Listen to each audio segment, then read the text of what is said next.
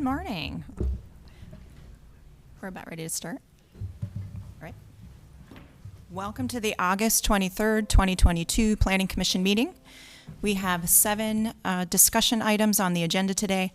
I would ask the commissioners to hold all questions until the conclusion of all presentations and any public comments so we can move through the agenda efficiently.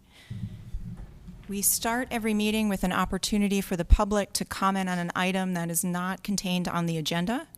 Are there any members of the public who'd like to speak on an item that is not contained on the agenda today? Yep. Seeing none, moving on to old business. There is one item listed under old business today. This item has been previously discussed and we have received presentations and heard from the public. So we will begin with a short update from staff focusing on the revisions to the request. Thank you, Mr. Mabel. Good morning. I will talk slowly while people get settled. Excuse me. So this request is for just under, just under an acre from DX12 Urban General to DX40 Urban General. You did hear this at your last meeting and deferred it. There was some discussion about conditions at the time related to parking deck screening and a text change that came out of the text change committee to go to City Council. So I will update you on the changes to the case. Just a refresher, this is currently the site of the Longleaf Hotel on Lane Street. So there are 2 conditions that are unchanged, some use restrictions and a requirement for public art, which again is very lengthy compared to what I have on the slide. And then there were 3 conditions about parking deck screening, which have been removed. So essentially now there are just the 2 conditions on the case.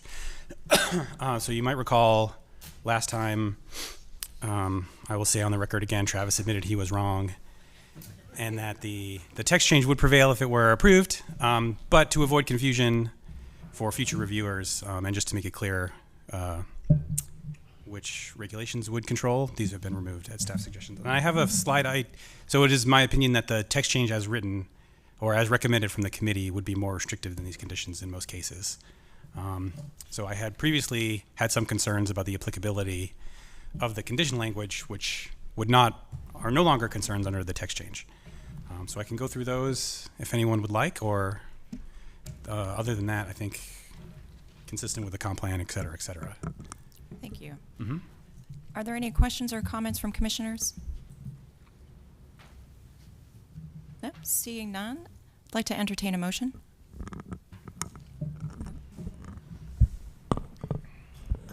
I move to recommend adoption of the proposed consistency statement dated August 23rd, 2022, contained in the agenda materials, and to recommend approval of the zoning amendment. The action taken is reasonable and in the public interest because the request would allow increased land use intensity in the urban core of Raleigh with high access to transit and employment options, and the request requires a public art installation which will make a significant impact at this location as a main gateway to downtown. Thank you, Commissioner Bennett. Do we have a second? Second. Commissioner Raines.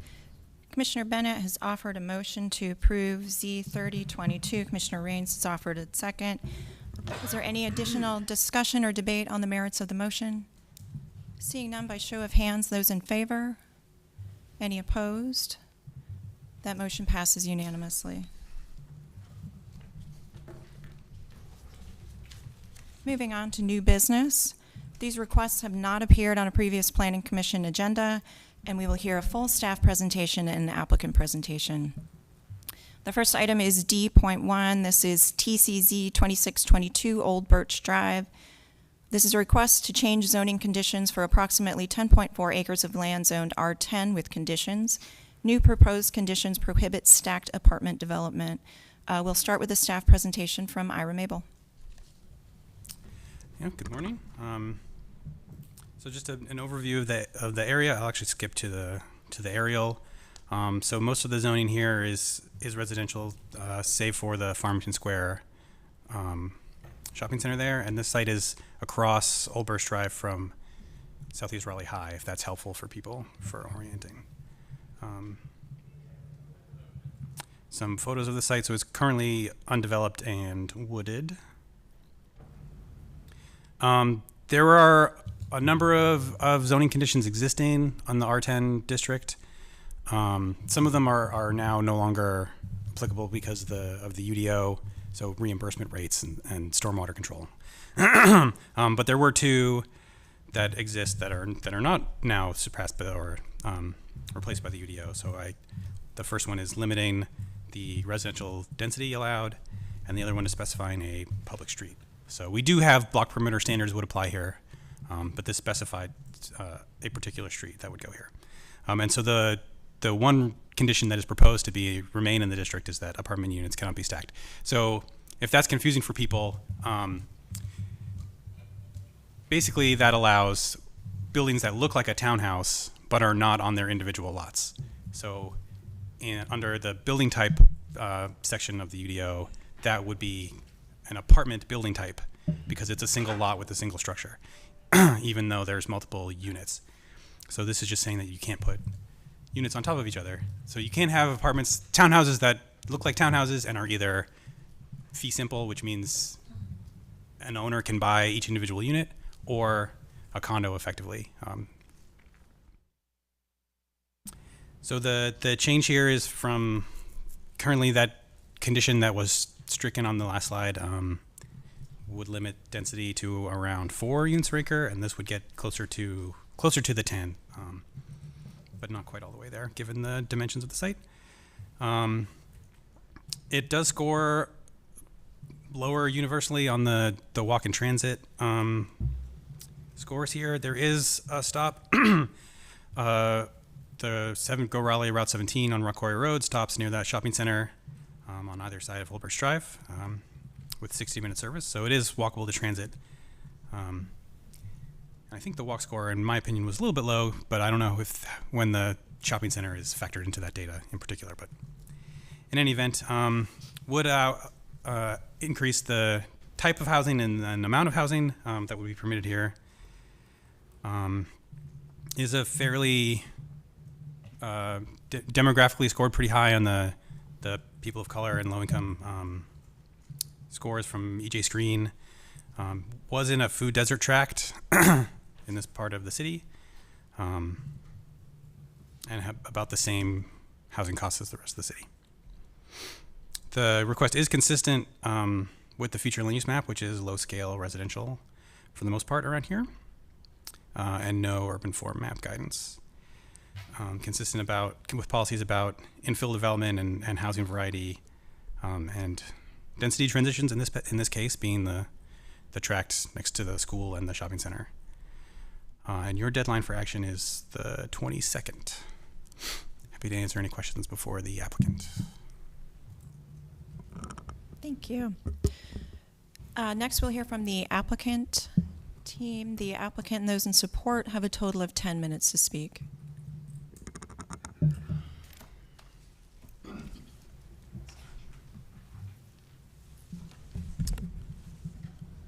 Good morning, members of Planning Commission, Worth Mills, along with Neil Modapart.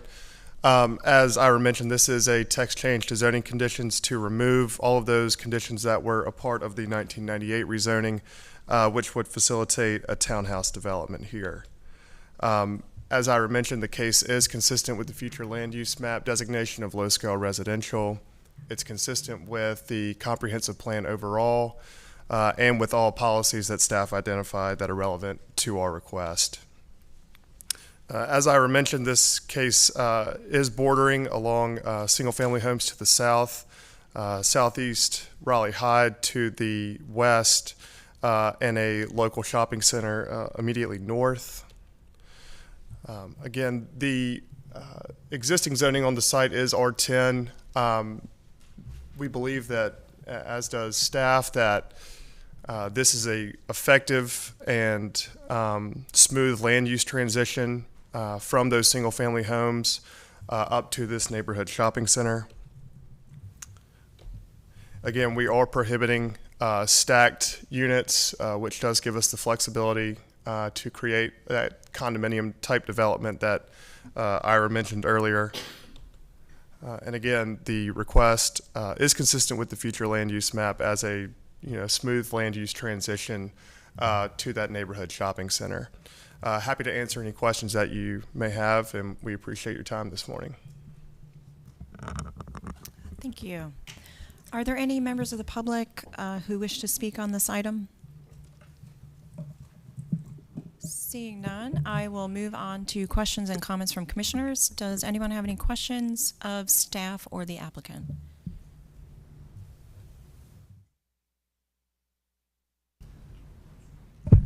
Thanks, Chair Fox. For the applicant, just a quick question regarding the street connectivity. It's my understanding that that condition's being removed from the existing site. Is that correct? And if so, how does that, what's the impetus for that? Yep. So we are removing the public street requirement in that 1998 rezoning, and we will let the block perimeter standards of Section 8.3 control from any future site plan or subdivision from that perspective. How that connection is ultimately made to the north, I think, is an interesting question as far as the street stub, given the stormwater control device to the north and some of that forested area.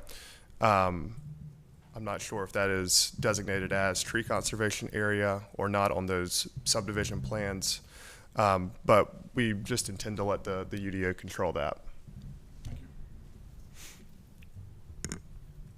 Are there any additional questions?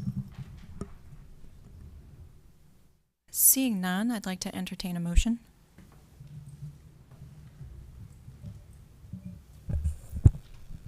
I'll move to approve case TCZ 2622 and to adopt the proposed consistency statement contained in today's agenda materials. Excellent, thank you. We have a motion from Vice Chair Miller and a second from Commissioner Bennett. Is there any additional discussion or debate on the merits of the motion? Seeing none, by show of hands, those in support and any opposed, that motion passes unanimously. Thank you.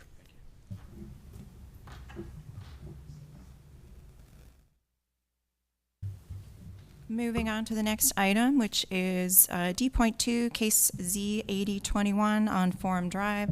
This is a request to rezone approximately 5.73 acres from community mixed use 3 stories parking limited to community mixed use 12 stories conditional use. Proposed condition limit certain uses, limit height in areas, and set parameters for setbacks and step backs, and limit the development to a maximum amount of vehicle trips. We will start with a staff presentation by Jason Harden. Good morning. So this is the first time you've seen this request, and here's a look at the zoning map. Currently zone community mixed use 3 stories, and I'll show you some aerials that give you the context. You have residential on both the west and the south, and then a lot of commercial, retail, and office along Six Forks Road. A little bit of a closer look again at the zoning. This is in that southwest corner of the shopping center and the community mixed use zoned area, and then this is what it looks like on the ground. So most of the site it's all vacant, most is parking. It is a former movie theater. You can see the rest of the shopping center to the north and east, office park also to the east, and then residential on both the south and the west. A couple of views of the site. So top right is from Six Forks looking towards the site. You can see the office park building on the left of that top left picture, and then some views of the site itself. Again, a lot of parking and the former theater building. Show a little bit more detail about the conditions. It does exclude a couple of uses otherwise allowed in that category. The request is for 12 stories, but height would be limited to 9 stories by the conditions. Also some limitations on whether it's square footage or number of units that were designed to bring this below the threshold that would have the impact needed to warrant a traffic study at this phase in the process. Doesn't mean that there would not be when there's a site plan. And then some that address the relationship of future buildings with Forum Drive. So there would be a build to. This is in an area where the city wants to encourage a greater mix of uses and walkability, and so avoid really the current condition where there's a huge amount of parking that one has to cross before you get to anything. So this would say that the building would have to be closer to Forum Drive. There could be no surface parking between any building in that build to range and Forum Drive, and that they would have an entrance along Forum Drive or within the build to range. And then lastly, a couple of conditions that deal with height. So any building taller than 7 stories, up to 9, would have to have some kind of height step back to break up that height along Forum Drive. And then the area, and I'll go back to the aerial actually to illustrate this, along Forum Drive and along the eastern boundary. So that looks like that southeastern corner of the site could be no more than 5 stories. So in terms of comparison to existing zoning, obviously it allows more people to live on the site, more employment space, same amount of retail space as the existing zoning. It does have a higher walk score, excuse me, than citywide average. So this suggests, and especially when you consider the addition of more residential to an area with a huge amount of retail, a larger number of walking trips or short driving trips. Obviously adds to the housing supplies we just saw, permits a range of housing types, smaller units, permits housing types that by their nature are less expensive than detached houses. And so consistent with the future land use map category in terms of use, the height is a little beyond what would be envisioned in that category, adjacent to a lower density residential area, although there's some conditions that are intended to address that. Again, in terms of the build to and urban form, the city's regulations are wanting to see a more walkable area. This is consistent with those policies, consistent with a number of policies that touch on those themes. And I'll note a couple though, actually specifically. LU 6.1, composition of mixed use centers, complementary land uses, and urban vitality and shopping center reuse. That's the idea that there's a lot of these older, very large retail centers with huge amounts of surface parking, and that over time there's a lot of benefit to allowing those to become more truly mixed use with residential built on top of parking, as would be the case here. So that allows a lot more trips. There's grocery stores in that shopping center that can be made on foot. There's obviously employment and other retail in that area as well. So it's something the comprehensive plan supports really strongly. And you hear sometimes the concept of sprawl repair, and that's really an example of this in the real world on this site. It is inconsistent with one policy that suggests a more gradual transition across the street from Forum Drive. Some conditions about that, but still not fully consistent with that policy. But overall consistent, again, with those major themes of the comprehensive plan, future land use map, and urban form map. Deadline is in October, and I'm happy to take questions if there are any. Thank you, Mr. Harden. Next, we will hear from the applicant team. The applicant and those in support have a total of 10 minutes to speak.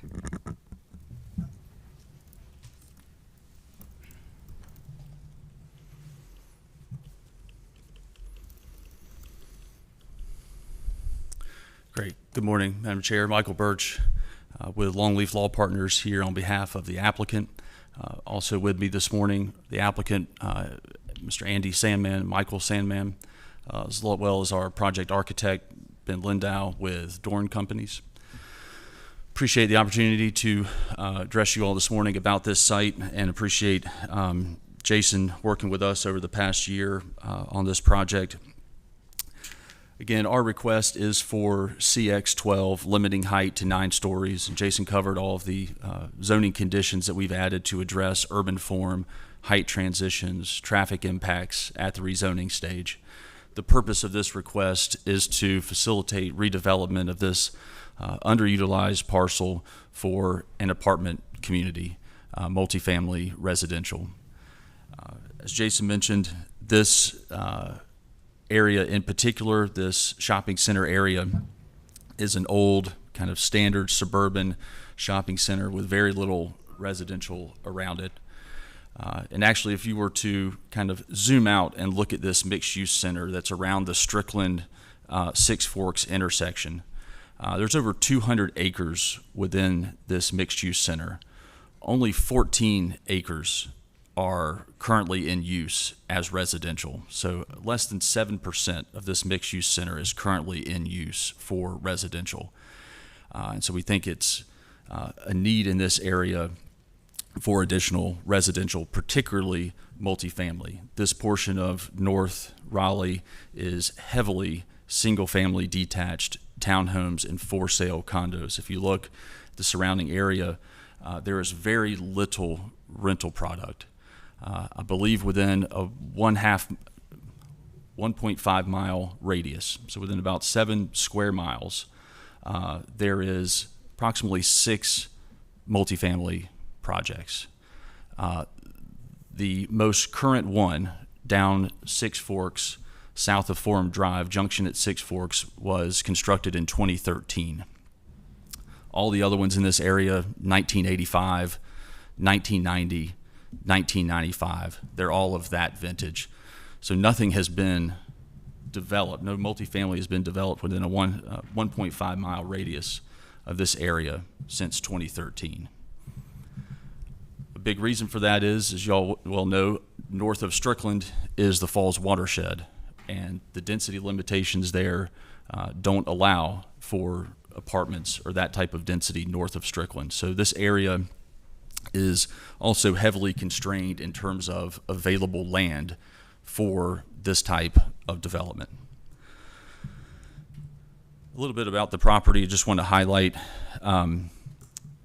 this site is well connected to the shopping center. It has requirements for cross access from Forum through the site where these two access points are. Now, under the easements, those can be moved a little bit, but there has to be maintained 2 points of access onto Forum through the property, providing access to the shopping center. And of course, there's cross access, again, kind of throughout this area. What that does, those cross access requirements obviously break up any building and kind of create 2 development areas here just by its nature. So kind of, again, just breaking up the building, but also providing direct vehicular and pedestrian access to the shopping center. Through this cross access, you can get directly out to Strickland Road, out to Six Forks, Chick-fil-A, Target, Home Depot, all of the shops within this shopping center without having to get on Forum Drive and impacting the Forum Six Forks intersection, the Forum Lead Mine intersection. So we think locating residential in this area, adding residents within walking distance, is the best utilization of this site. To touch on a couple of the items that we heard throughout the process, we've worked with the Cypress residents to our west, as well as our 2 neighborhood meetings with owners and tenants within 500 and 1,000 feet. As a result of our conversations with the Cypress residents, we added those prohibited uses that they expressly asked for. We also limited the height to 9 stories, down from 12 per their request. We also heard comments about traffic. So we have added a condition limiting our intensity, and while a traffic impact analysis is not required at the rezoning stage, there will be one required at the site plan stage. And the city has in place their infrastructure sufficiency portion of the code. So if there are issues identified at any of the surrounding intersections, that will be addressed at the site plan stage when we have a firm, development plan with a number of units, et cetera. With regard to height, again, Jason kind of identified that the overall request is consistent with the height guidance here. There is a policy that calls for a lower height along Forum Drive. given, and what's driven by that is the kind of moderate scale residential on the south side of Forum. That's from a policy perspective what was driving that policy inconsistency. But again, we think the urban form, that 7-story allowance, and then requiring a step back beyond that, limiting height to 5 stories in this southeast corner here. So that is the highest elevation of the site. There's about a 30-foot drop from this corner down to the backside of this developable area on the west side, with, again, the eastern area being the highest elevation. So we limited that area to 5 stories along Forum Drive to address that. Again, there's really is no low-scale residential, really within about 550 to 600 feet of this site. So again, we think this is an appropriate area to accommodate the height and the density that is being requested. Again, at this time, we'll stop, ask if there's any questions from the board, and ask if we could reserve our time to address any comments, questions from the public as well. Just want to check in and see if there are any members of the public who wish to speak on this item. Please come forward.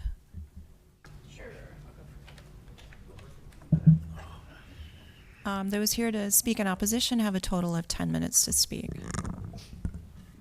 And I want to thank Michael Birch and the planning staff. They've been really helpful and very informative. And I'm not here to speak against this project. My name is Marcia Stickford, and I live at 8031 Allen's Landing Way, which is about a block south of Forum Drive on Six Forks. And anybody who's lived in the area for any length of time, we were really sad to have the movie theater close, but we recognize that it's an underdeveloped area. And the fact that the project that's being proposed is for housing is really encouraging. You know, we all know that this is an area that could use a larger diversity of housing. The one thing that I'll say about the plan that's disappointing to me as I've listened to Michael's presentation is there's no mention of affordable housing.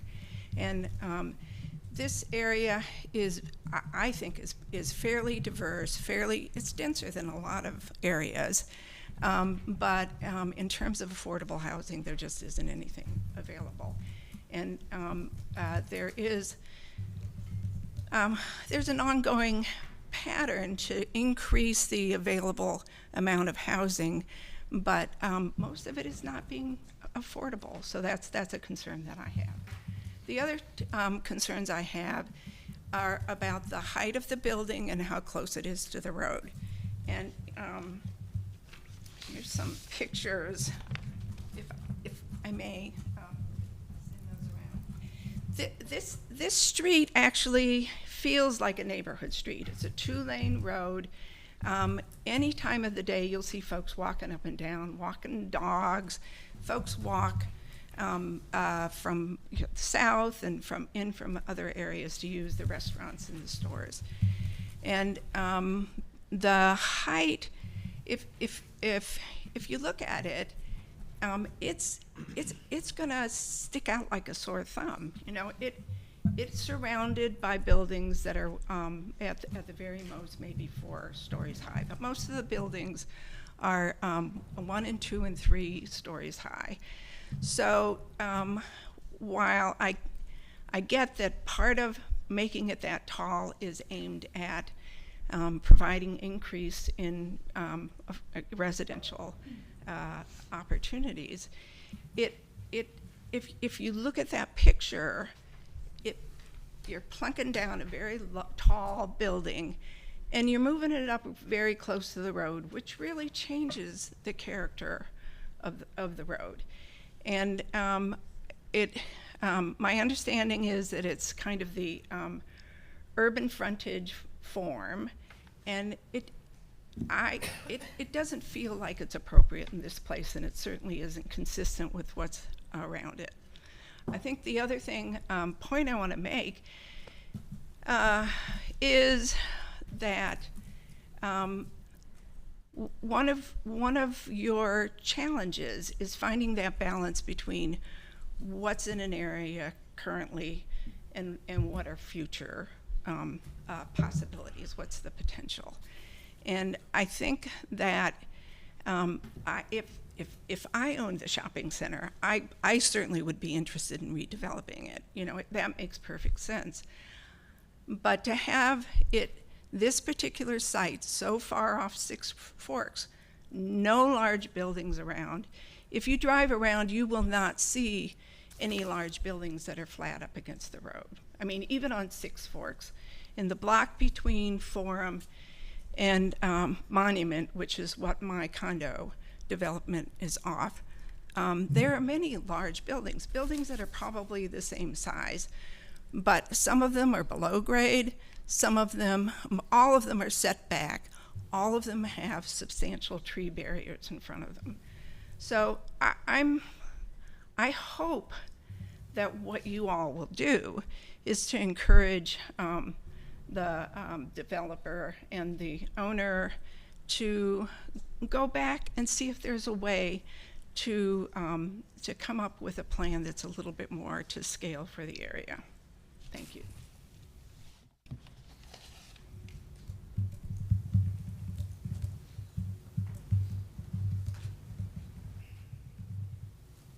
Good morning. Thank you, Planning Commission. My name's Scott Hamilton. I live in Leyburn Court, which is a low-rise, single-family development. Must be out, maybe just outside the 600 feet that the gentleman mentioned, but it's not that much farther outside. I'm here just to talk about traffic. Right now, Forum Drive between Lead Mine and Six Forks, at least in my view and others in my community, it's a bit dangerous right now. It is a one-way each direction street, though it's a wide street. So it's a difficult crossing if you don't have a crosswalk. It has a decent mile per hour on it. The parking on the street from the Cypress, which is mentioned in your map, to Lead Mine, there is street parking, which chokes even down the one-way each direction. It narrows it even further. So the current street configuration, I think, existing prior to any additional traffic is dangerous. Number two, the geography needs to be taken into account. Right by the Cypress on the south, it's a peak, it's a hill, and it's an east-west configuration. In the morning, when lots of young children are being picked up by a school bus, for example, you're totally blinded as a driver. There'll be a moment in the AM and the PM when the sun is lined up with the street, totally blind. And it's right at the peak where you not only have the sun in your eyes, but you cannot necessarily see what's on the downhill side in both directions. So the geography is the second point that makes it dangerous. Third, there's no crosswalks. There's no lighted crosswalks between Cypress and across the street at this peak, which has all the dangers I just mentioned, in addition to the fact that it's a pretty wide street and there is no mechanical light to stop traffic. Traffic will just be coming, and sometimes traffic can't even see at the miles per hour people that are trying to cross the street there. So the lack of a crosswalk is the third danger. The next one that I would like to mention is there are, from Forum onto Lead Mine, and then Old Lead Mine, Harvest Oaks, Leyburn Court, and then the entrance from this hospital center, the left-hand turns are awful. And we have a senior living community, Cypress, and not to disparage anybody who's over 60 like myself, but sometimes they are very careful about crossing and making left-hand turns onto what is actually a fairly busy street, and the traffic backs up sometimes dangerously and causing frustration for some drivers to maybe take a little bit more aggressive approach crossing this left-hand road right where the crest is, right where this blind spot is, and right where there's school buses frequently in the morning and the evening. I wanted to flag and get on the record those dangers. I would urge everybody now or at the next stage where there might be a traffic study, a more formal one other than the preliminary numbers that have already been published, to consider 4 mitigation measures. First, put a manual crosswalk light at the crest where the two blind spots and the sun in your eyes in the morning, so that the senior citizens, as well as other people, have an easier time crossing against basically what is 4 lanes worth of space, but 2 lanes worth of traffic. Number 2, eliminate the street parking on Forum Drive from the Cypress to Lead Mine, so that the traffic isn't choked down more than it is when you have street parking along that. Third, I would ask that the city consider put a traffic light onto Forum and Lead Mine. That backs up an awful lot during rush hour, and then more traffic will even exacerbate that backup. And they trying to make a left-hand turn onto Lead Mine, that makes it very, very dangerous for people, because it'll back up all the way up to the crest where you have that blind spot. And then finally, from Harvest Oaks to Six Forks, there probably needs to be a more comprehensive look into that traffic pattern, because the gentleman mentioned there's ways to get off of Forum into that shopping center. That's the back of the shopping center. People need to go around it. And the streets that go around it are narrow, no sidewalks, and have blind spots, so that, and I drive that street to the west of the shopping center frequently. There are blind spots and no sidewalks, and a lot of the residents in that residential area walk that street.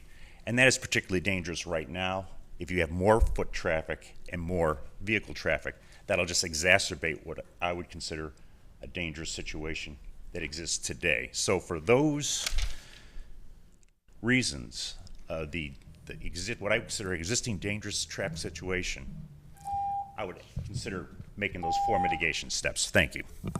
Thank you, sir. Sir, can you state your name? I'm sorry. My name is Scott Hamilton. Yes, sir. I live at 8308 Leyburn Court. Mm-hmm. That's off the picture, but it is a cul-de-sac with 8 single-family homes. That's literally right to the south from the Cypress, and so I run into the Cypress residents all the time. Just while you're up there, where's the hill exactly? If you turn around Harvest Oaks, you see Harvest Oaks? And you go just picture off to the left, so you're almost halfway in the southern boundary, or a third of the way into the southern boundary of the Cypress. That's about where the crest is. Commissioner Lampman. When you see the office driveway there in the very, I'm sorry, Jennifer? Is it? Yeah, no, and that's okay. I just wanted to, I have to be. If you see where the office sign is, that little street, it's right, almost right at that office exit onto Forum. It's almost right there. Thank you. Sorry, Commissioner Lampman. I was going to add to what you were stating. My office is actually at the intersection of Forum and Lead Mine, old Lead Mine. And so I literally, like every week, almost get into an accident trying to make a left off of old Lead Mine on the Forum. And then if I'm coming back to my office from Harvest Oaks trying to make a left back on the Forum, I understand what you're saying about it. There are actually several hills that you can't see. And literally this morning coming here, somebody almost hit me trying to make a left on the Forum. So I understand the dangers of this. The other thing, the school buses for the kids, these apartments, these residential, they have a lot of young school children, and they stop literally right, there, as they should, and the traffic is usually pretty good, but sometimes when you're coming over the hill, you come right up on it. Yeah. So it's dangerous for the kids, I think, and for pedestrians that are trying to cross. And a lot of the senior residents, there's a nice walking trail there. They frequently use that, but they have a tough time getting across. So. Thank you. Okay. I'm going to move on to questions and comments from commissioners. I'm wondering if there is someone from staff available to answer the question about the types of mitigation that might be proposed during the site plan review process.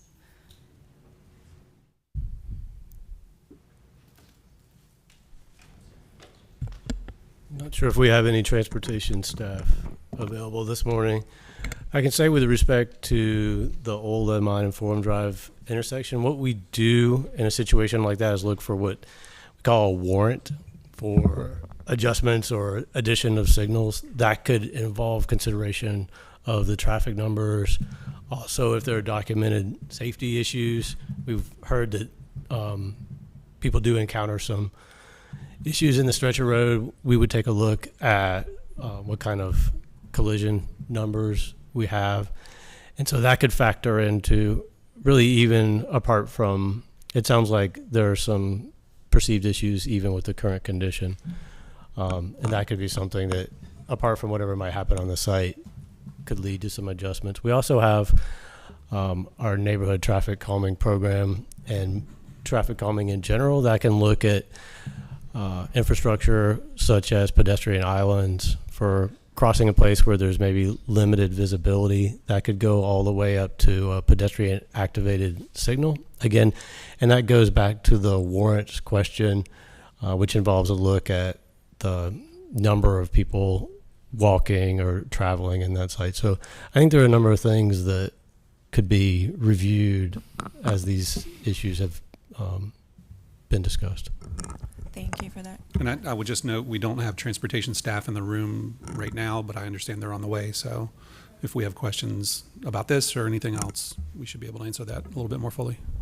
Okay, we'll hold and allow them to come. Are there any additional questions while we're waiting for transportation? I do, but this might not be related to rezoning either. But I know a lot of times people may cut through this parking lot where the cinema is. So I just wanted to see from the applicant, have they had any discussions with, I think, Food Lion or Home Depot with regards to access to their loading dock during construction? Because I know they may have some concerns or comments. Yes, sir, Commissioner Mann. So the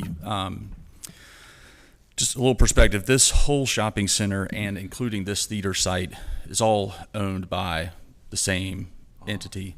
And there are leases and a number of declarations and easements in place. Part of the easements that are in place, actually back in 2002, anticipated redevelopment of this site. Here we are 20 years later. But as part of that easement document, it requires that at least one, during construction, at least one of those access points remain open because of its service to the back of house of a number of these big box areas there. So, and again, this is off-site, so that will remain open as well, and that's kind of what provides service back there. So, yes, there are things in place that require, during construction, at least one of those to remain open, and then post-construction, both of them to remain open.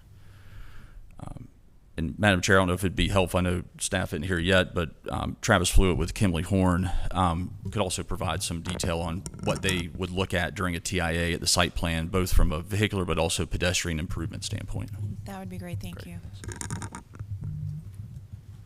Good morning, Travis Flewitt with Kimley Horn Associates, 421 Fayetteville Street, Suite 600.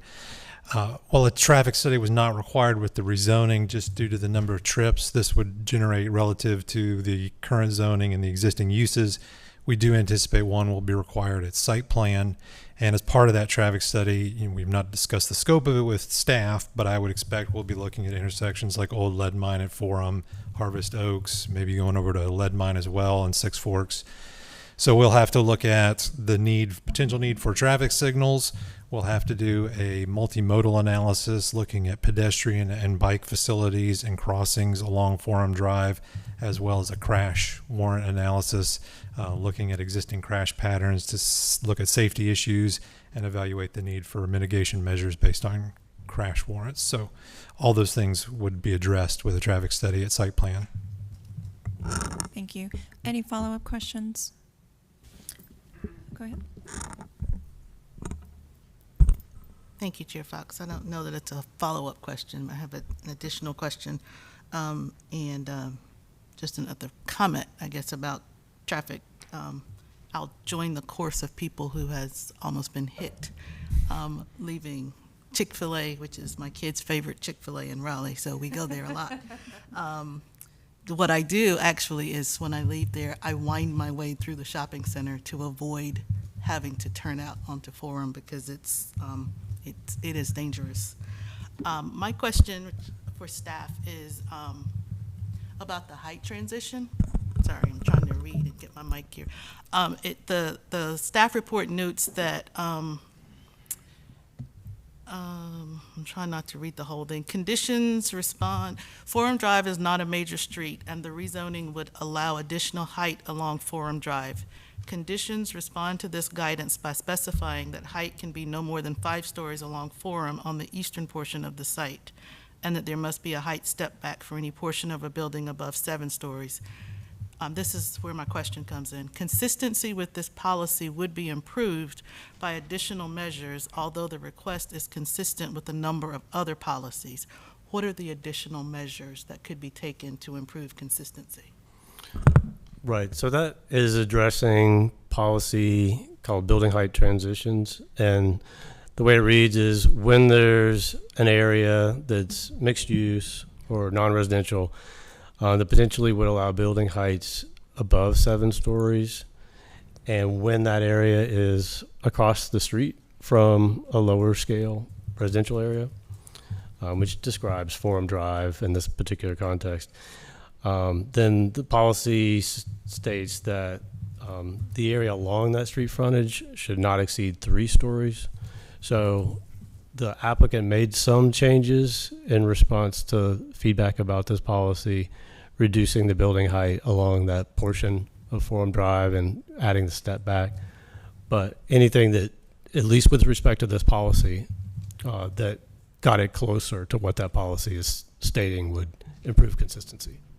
Thank you. Commissioner Lampman? Yeah, thank you. So just to be clear on the conditions, we have a step back condition, but we don't have the height transition. So we don't go from 3 stories to 9 stories to allow for that transition. They just had the setback. Is that That's correct. And so you're saying that if they added that additional component of having the 3 stories, that would be better transition, perhaps? It would be more consistent with that policy. Yeah. Just some general comments. I love when the community comes up and says, thank you for the engagement from the city and from the attorneys and the applicant. So that's really great. I mean, and she was able to express, you know, her concerns as well. So I think that's a really successful communication. So thank you for all of that.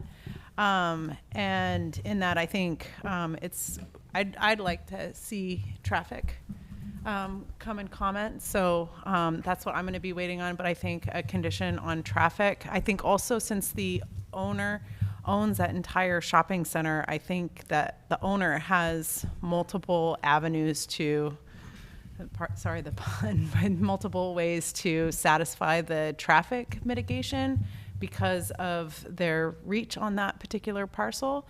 So I think that there's some creative efforts, one with multiple entrances from that, including old lead mine and Forum, as well as perhaps to Nicole Bennett, Commissioner Bennett's comments about driving through the shopping center. They have a lot of creative bandwidth there to work with this. So I think what I'm going to be looking for is some sort of traffic condition. One, I think Forum needs a light or something. I'm hesitant to say it needs to be at the top of the hill because if everybody's blind and the light is not green or red or whatever, they might not see anybody. So, but that's traffic's job, not mine. The other one would be the height transition.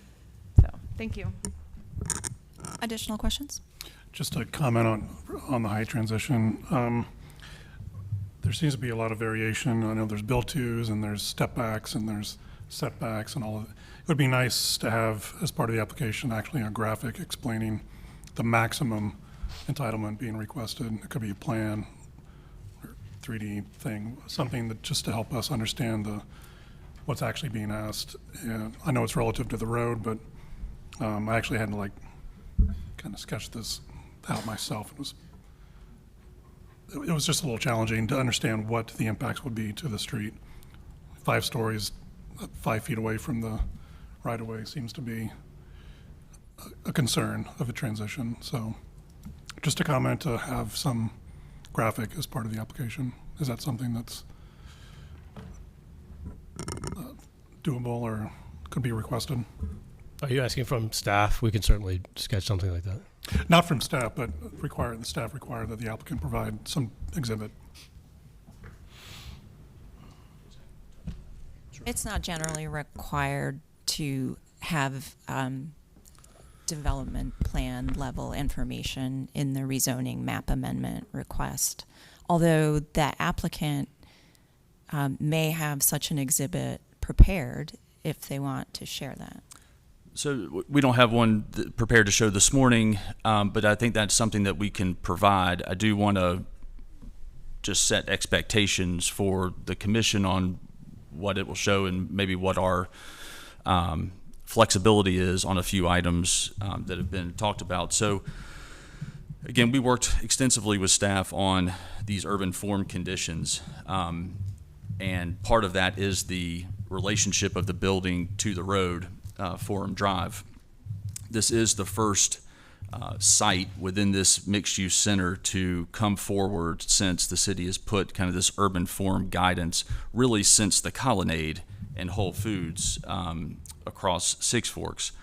So this is kind of, in some ways, setting the stage for how this area develops. And I understand that that's different than it has developed in the 70s, 80s, 90s.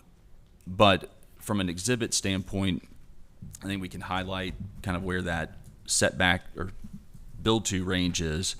I'll just caution on the height. You know, we can identify where the 5-story limitation is and where the 7 is allowed, where the 9 would be allowed. But I think given the breaks and we'll kind of highlight where you anticipate the breaks in the site being, that, you know, that kind of 5 stories transitioning down, again, as you're falling with grade, picking up building height there, you know, that having 5 to 7 stories along Forum Drive is important to the project. We can look at kind of setbacks from the right-of-way. I will note the current right-of-way line is behind the existing sidewalk by about a foot. We expect a 3 to 4 foot additional right-of-way dedication. We expect wider sidewalks along that portion of Forum Drive, plus that additional 5-foot setback that we already have. So again, it's not going to be right on where the existing sidewalk is today. I think what you've heard from staff in terms of what they're looking for from urban form standpoint, bringing buildings closer to the road provides a more pedestrian-friendly, more walkable environment than certainly what's there today with a sidewalk sitting below grade. But I think that goes for the rest of Forum as well. I think one of the reasons that this site or this area is maybe not as walkable as it could be is because of the vast parking lots between the buildings and the road. So what we heard from staff during our review is how important the urban form was and how important it was to bring the building to the road. So again, I think we can provide that exhibit. I just wanted to set expectations, maybe more to Commissioner Lammons and maybe Commissioner Bennett's comments about height, is that, you know, given the grade and how it falls from that southeast corner, again, we do need that, you know, 5 to 7 story allowance along Forum Drive, but we can look at the setback there. And I'll just note on traffic, again, I think the concerns you heard from Mr. Hamilton are all things that are within the scope of a traffic impact analysis that will be done at site plan. Again, there are so many variables at the rezoning stage that we're often encouraged to do these things at the site plan stage. And so, again, I think that's the appropriate time for that, but we can provide that exhibit to give the commission a better sense of the allowances, the height allowances and everything. Thank you. One comment here.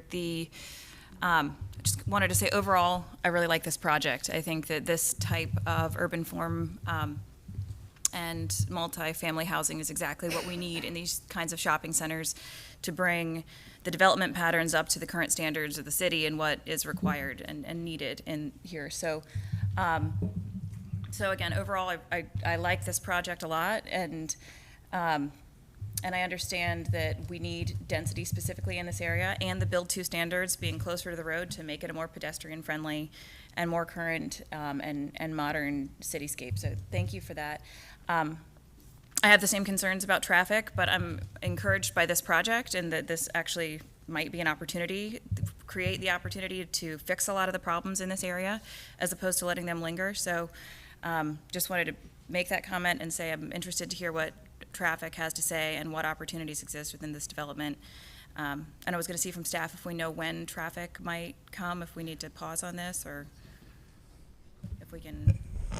It should be within the next 5 minutes or so. Okay. Okay. Yeah. So if you'd like to hold this and come back to it, you can. I'm just going to filibuster. I'm just kidding.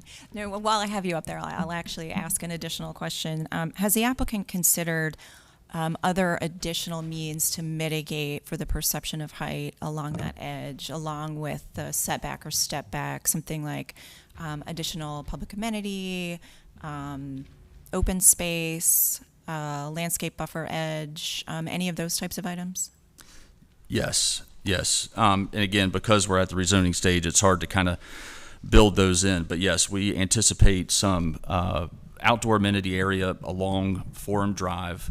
Kind of, again, because we have these two access points here, something in this area here is where we're looking for some open space. And then also just from a building rhythm standpoint, not having, a 7-story building mass along the entire frontage here, but instead having different, it coming out, and stepping kind of like that to provide relief in the building. So we anticipate having that as well.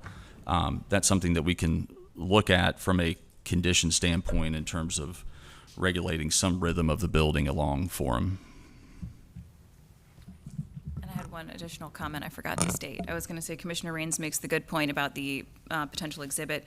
We received a lot of comments from neighbors that I think were a bit confused, thought that maybe it would be 12 stories up at the street, which of course I would understand those concerns. So while it's not required at this stage, because it's not required at this stage, I'm comfortable voting on it without that exhibit, but it's something good to consider, especially as this goes before council to help with communication with the neighbors. Yeah, no, appreciate including that. with any type of buffering or concepts and that type of thing too.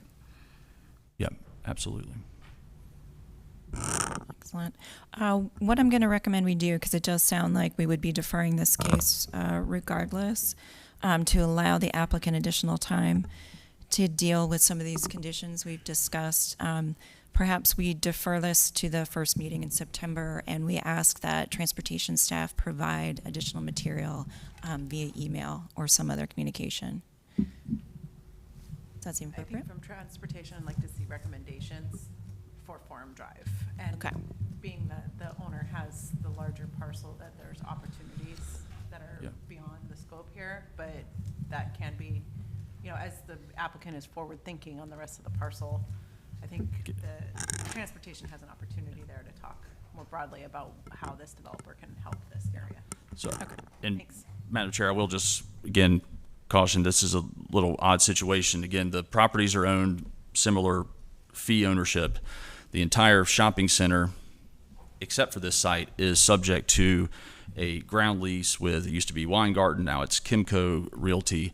They don't have any interest in this site, but they kind of control, through a ground lease, control all of the development on the shopping center site, and they are, of course, also subject to all of their leases that are in place that govern a lot of the common areas. So, again, just wanted to set expectations about a global solution. I think in this rezoning process, we can certainly look at some things, about this site, but again, I think also the traffic impact analysis will also look globally as well. But in terms of some other things on the site, again, I know they've worked a lot since Target and Target's open. Chick-fil-A's done a kind of a redo of their parking lot because of some issues spilling out on the Forum. So that's kind of an ongoing thing as well. So there are some things with the existing center that are kind of always in the works to improve things.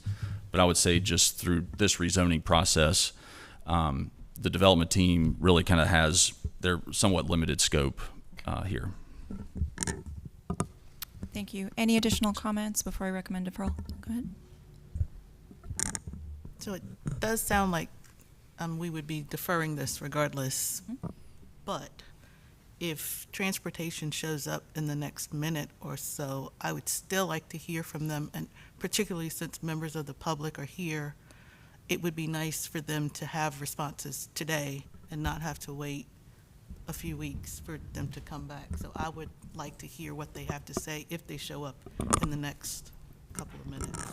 I don't know if that means we just pause this and go on to something else, but I don't want to hold up the agenda, but I would like to hear from them if they show up. Commissioner Benton, I think traffic is here. Monique's here. Welcome. Guest of honor here.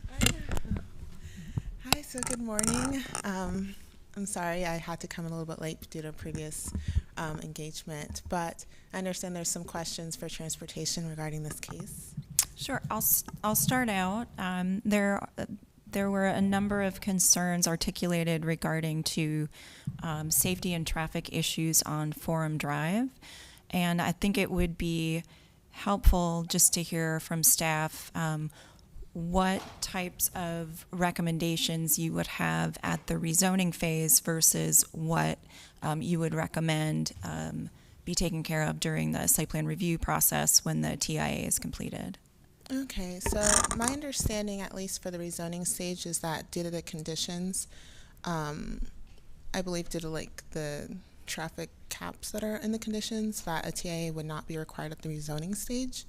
But at a site plan stage, a TIA may be required, and through that process of getting a TIA, we can get recommendations on whether a traffic signal is warranted, what kind of level of services and delays are at the existing intersections. So really through that TIA and the site plan stage, that would give us more information. But at this moment, I can't say what specific recommendations are here for these intersections. Would you like to follow up with questions, Commissioner Mann?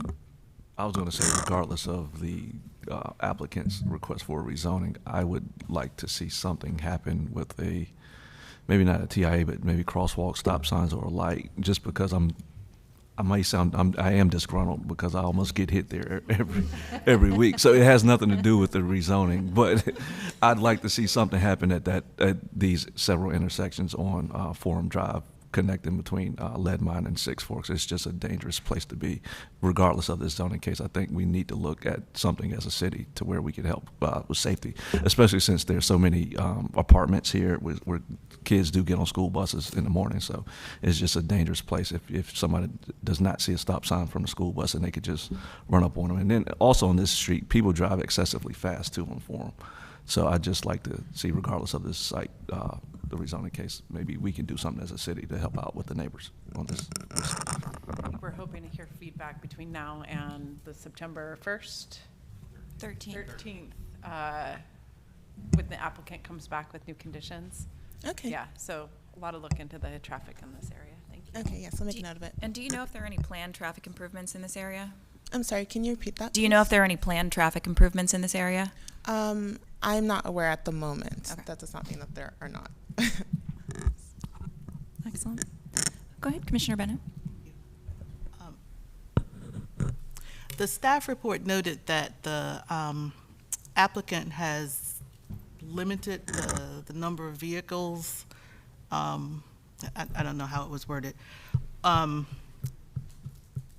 I guess my question was, I'm trying to find it as I go through it. Oh yeah, okay, here we go. Based on the envisioned results, approval of the case would increase the amount of projected vehicular peak hour trips to and from the site. Condition number 3 limits trip generation from the site to less than the peak hour trip generation that would trigger a TIA. My question is this limitation less than what would be allowed under the current entitlement?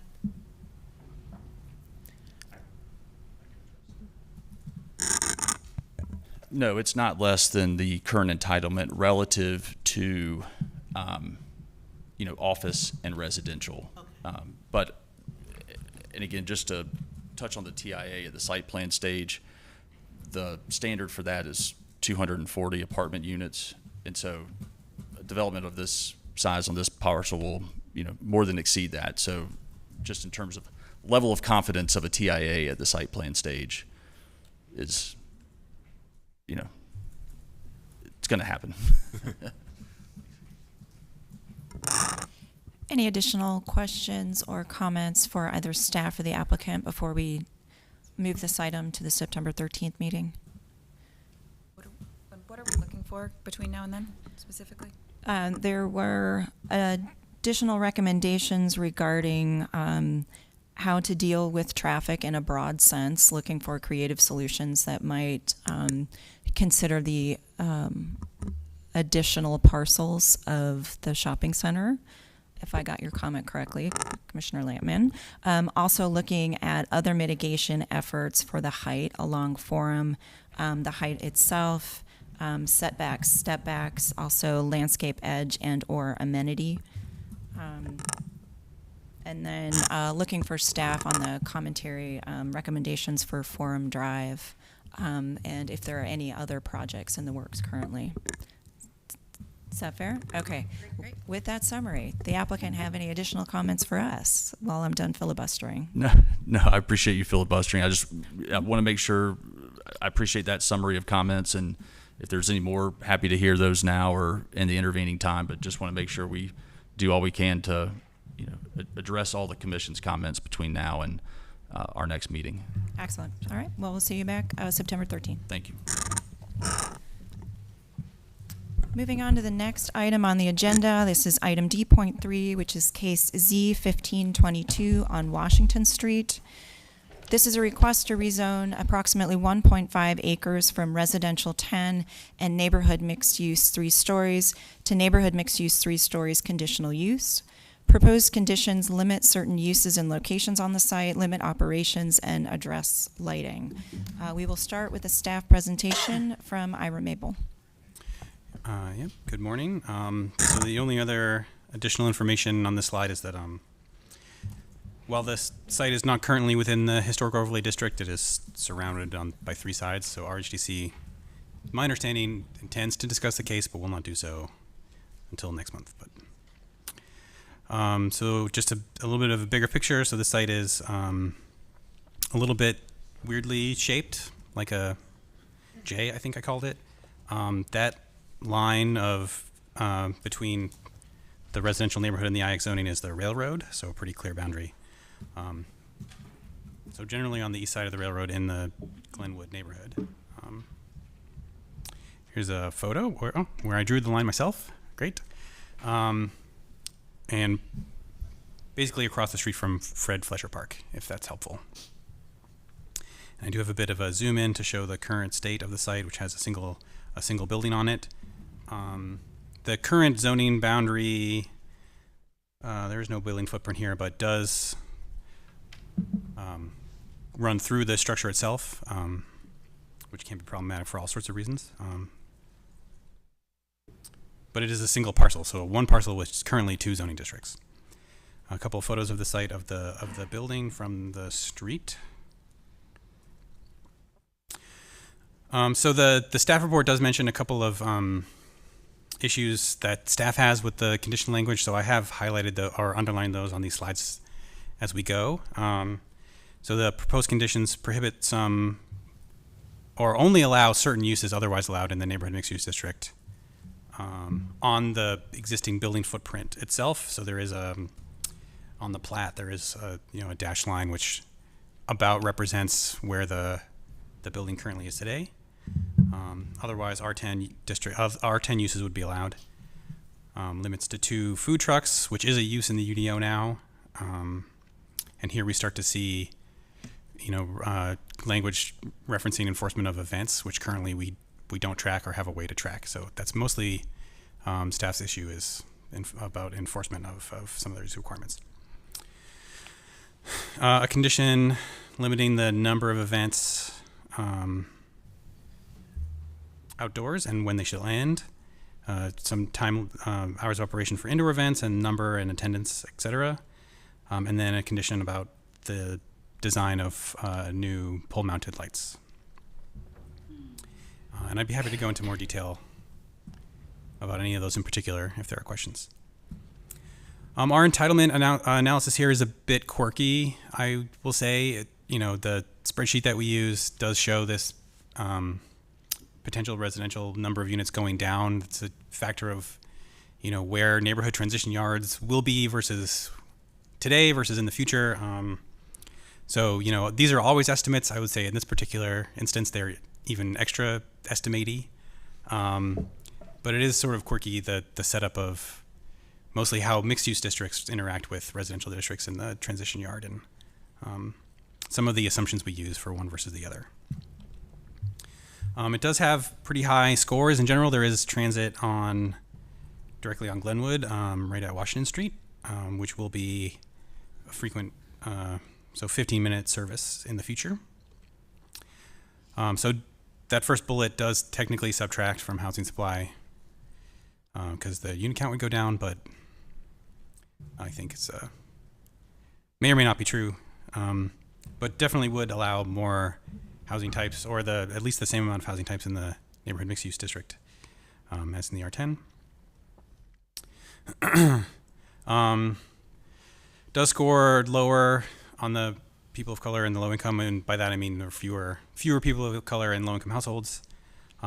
Is in a part of the city that is getting more expensive pretty fast, and there definitely were racially restrictive covenants in the original plat or original subdivision in the deeds of this neighborhood. The request is inconsistent with the future land use map, which is moderate scale residential. So the uses, non-residential uses are fairly limited, like I said, to the building footprint. But really any commercial use still permitted does, I think, trigger this inconsistency. But based on how the uses are limited by the condition, it's staff's recommendation that an office and residential mixed use designation would be sufficient to be consistent with the map there. So approval of this case would change the map to this blue color, to be clear. Request is also inconsistent with the urban form, so there's a lot of stuff going on here, and words and lines and colors. But there is not a frontage with this case, and I did write about that inconsistency being relatively minor given just the shape of it and the creek in the back and the railroad being a pretty hard barrier. So technically inconsistent, but I don't think functionally would be a big detriment. So consistent with the plan overall, after having said all that, including policies about mixed use and walkability. So really inconsistent with the future land use map and the frontage, the urban form map. And your deadline is October the 22nd. Happy to answer any questions about the technical details. Thank you, Mr. Mabel. Next, we will hear from the applicant. The applicant and those in support have a total of 10 minutes to speak.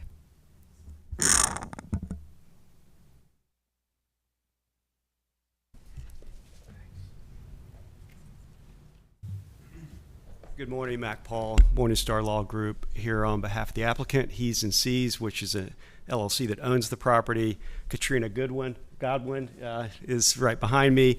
And the first thing to understand, this is really not about a development. Normally, when you hear a rezoning case, you're hearing a proposal that requires rezoning in order to do a development. This is really about fixing a problem on the zoning map, which is that this property has a zoning line that clips the building. And so this shows the pre-existing zoning map. I'm not sure quite the date of it. It was provided by staff. The NB stands for neighborhood business, a commercial district. I understand Raleigh established zoning back in the 1950s, and this building was built in the 1970s. So don't know what was there before it and why it might have been zoned neighborhood business, but it was zoned commercial. You can see the NX clips part of the building, and it could have been fixed during the remapping back in 2015 had someone been aware of it and could have moved that zoning line, but it didn't happen, and it's not something the city typically will take on its own. So the applicant had to retain an attorney to help fix this problem. And as you heard, it does present a problem. If you were building this building today, you would not be allowed to build a building with an indoor recreation use, for instance, that doesn't all, within the bounds of the commercial district. So Ms. Godwin has operated a dance studio here bought it about 20 years ago. Just for history, this building was built by a French couple back in the 1970s, and they used it for multi-tenant purposes. They had a 24/7 medical office supply business in there at one time. They had a school that contracted with the Wake County school system for kids who got kicked out of the public schools. They had a sound studio, but when Ms. Godwin bought it, she essentially since then has used it as a dance studio, and she does have events there. Just to give you a sense of kind of it's a very unique property. She has there is some parking area on the west side of the building, and this is the frontage along Washington Street. You can see it's very bucolic, very nice, serene property. And on the inside, this is the downstairs area where the dance studio is, and I'm happened to catch Ms. Godwin with her, I don't know if that's your grandchild with you there. And then just seating around the room. And this is upstairs, so there can be events, and people can go, relax in different parts of the building. And then you have music. This is the outdoor area, very nice green space, but there is a lot of kudzu that comes up from the rail line and creeps into the area that she's just constantly trying to tackle, as well as the neighbors. So basically, because she had this issue that she has to fix, it, as you know, has a public process associated with it. So it has required engagement with the community, and this is obviously a very historic and well-engaged community. And instead of, one approach we could have taken was just moving the zoning line, 15, 20 feet to solve the problem. But there were, she's part of this community. There have been concerns about some of the events in the past, young children living in this neighborhood, people coming and leaving, in the evening. So it led to months and months and months of meetings and negotiations with the community to try to come up with conditions that everybody could live with. She wants to, remain part of this community. She has a good relationship, I believe, with the folks in the neighborhood. She's part of it. So, even if she could get the zoning line fixed, she didn't want to move forward with hard feelings. Plus, we had the pandemic going on, so it was a good time to try to, sit down and resolve these questions. There were some very touchy issues, particularly around time in the evening, which was really the main sticking point about when events had to end. We looked to the Height House as an example that was a case where you had a historic building in Boylan Heights and a lot of similar issues, like how do you integrate a commercial operation in a neighborhood. And so that provided a good guideline for us to look at some of these conditions. And we recognize their staff has raised some issues about enforcement. We've committed to abide by them because they came out of these negotiations and they were drawn from other cases, and we do have hours of operation in the code. So we recognize there may be some enforcement issues, but wanted to live up to our commitments to the community. And the only other point I would say, it's been a major, burden on the owner in this case to have no operations. This is her livelihood. She's a small business owner. And now that we're coming out of the pandemic, she would like to get up and running again. I did see the note from RHDC in the initial comment letter back in March. Basically it said if RHDC wanted us to go to RHDC, they would let us know. We hadn't heard anything until the report came out Friday saying, we could go in September. So if it is the will of the Planning Commission to move this forward, we would just ask, we would be happy to go to that meeting, but, it would be another, delay and burden on her waiting to get up and going again. So we're happy. Some of the folks from the community we've worked with, it's been a great, experience getting to know everyone. And while it's been some pretty tense periods of time during that, we got through it, and happy to be here today, answer any questions. Thank you. Thank you. I'm going to move on to see if there are members of the public who are here to speak.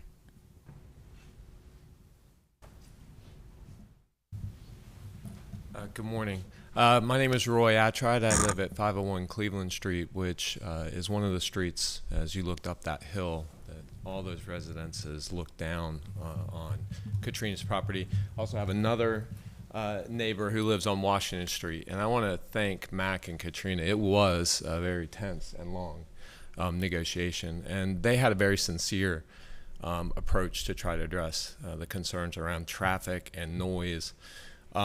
And it was very intense, very long, but I felt like we came with what we will say is acceptable. I think if you ask Katrina, she made some very hard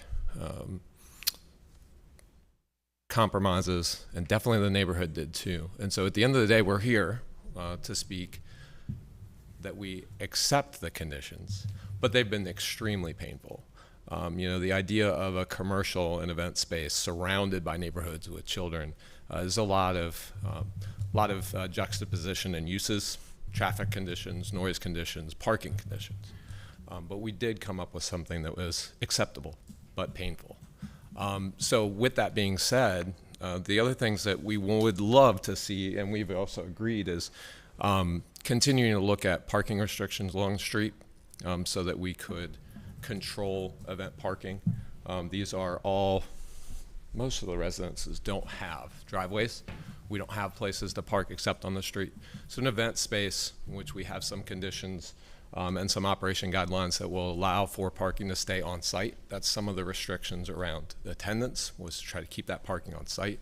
We would look for help from council and planning to get some parking restrictions along Washington Street to help control that additional parking. And some of those other conditions. In the past, the events, some of the concerns were around late night guests leaving and coming. So those were some of the thoughts around event timing. So we were very purposeful in trying to come up with the conditions that would hopefully promote a business in the neighborhood, but also match up with the residential uses. I think the other thing that isn't necessarily shown in any of the pictures, it is a narrow dead-end street. So traffic does have a big impact on the site, coming and going, hours of operations and things like that. And so there may be a warranted traffic study just to take a look at it. I don't know if that's a recommendation or not. One thing that I'd like to add with that is I'm Brandy Thompson, 1100 Fillmore Street, right across the road from this. So normally site plan approval would pick up the traffic analysis and impact, but as this is an existing property and an existing sort of condition, this would likely go through under a sort of tier 1 level. So it would not normally be required, but in previous experience with past events, it had a significant impact that we would like taken into consideration. And I would also just like to underscore the collaborative spirit. And again, it's a lot of compromise, but we appreciate the applicant's willingness to do that.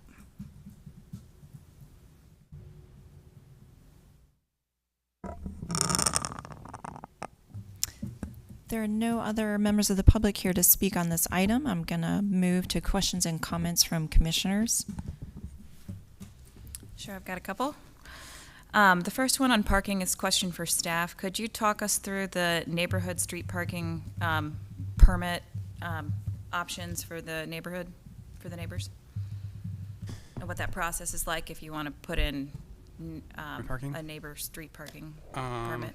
So I don't know the details of that program off the top of my head, but I do believe that you can request that the city look into that. And there is a fee associated with a sticker. But I'm not familiar with all the details. Sure. Potentially this.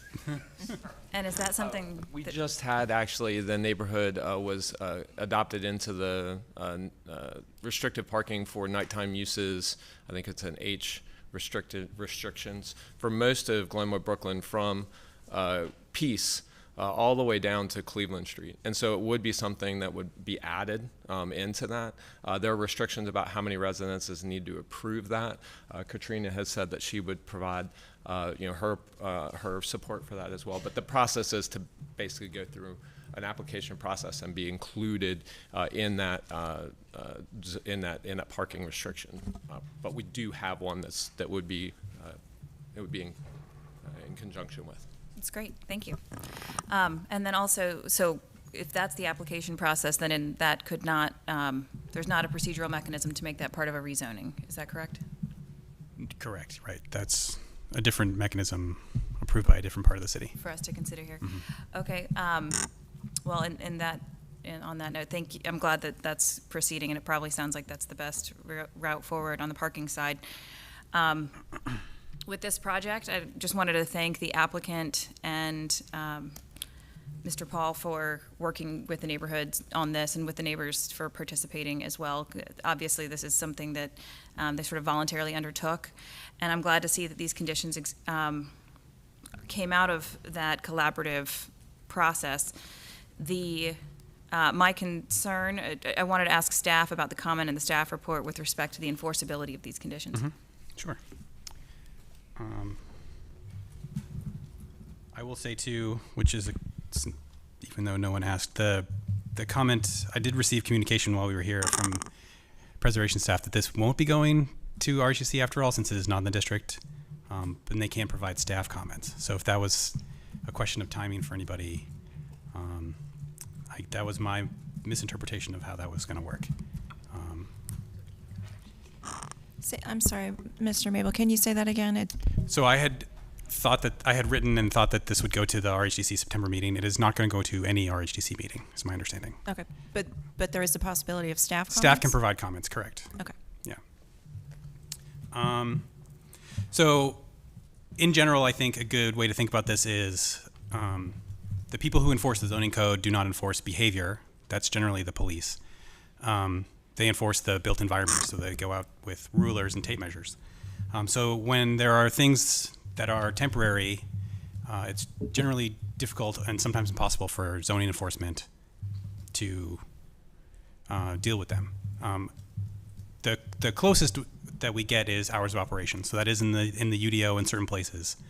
And generally, enforcement staff is very generous with their time and does, when they can, go investigate those things. But starting with, I guess, this first one, number 3, we do not track. So indoor recreation would be what is considered an indoor event most of the time. So dance recital, wedding reception, what have you. We currently don't track those, so we don't know how many birthday parties, a place rents during the year. And so there is no mechanism for us to track when an event is or isn't happening and how many there are. So we certainly can limit food trucks because that is a use that gets permitted. But is there an event happening or not is not something we keep track of. So that's generally where this, all of these underlines are related to, is what is an event and how many there are. Also, we are not most likely going to go do a head count of how many people are there. And so the way to think of enforcement, I think from a zoning perspective, is someone goes out usually with a tape measure or something and will cite you for that until you correct or give you a warning, and is looking for a correction of whatever violation there is. So if there was an event in the past, it just becomes very difficult for us to, what is the correction for the zoning violation there? So the hours of operation, like I say, is fairly close to what we do in the UDO. But the other things of what constitutes an event and who keeps track of how many there are, there's just no way for staff to currently do that. And then a follow-up, question perhaps for the city attorney, or for our attorney. What is the city attorney's office's take on these kind of conditions? We don't like conditions we can't enforce. But is there any written policy that they could not be included? The best way to handle these types of conditions are with private restrictive covenants between the property owners. It's, I guess, and not suggesting that anyone was, that the negotiations were in any way an attempt to mislead, but for the city to adopt zoning conditions we know we're not going to enforce is misleading, if that makes sense. And so for that reason, we do not like zoning conditions that we cannot or are not enforcing. enforcing. Sure. Was that issue also addressed for the Height House conditions that were very similar to these? I'm not No. familiar with those conditions. Oh, There is one condition in the Heights House that does talk about the attendance at events. I can't recall the specific. What's the staff report for that? I have reviewed those conditions. There are also a lot of lists of particular uses.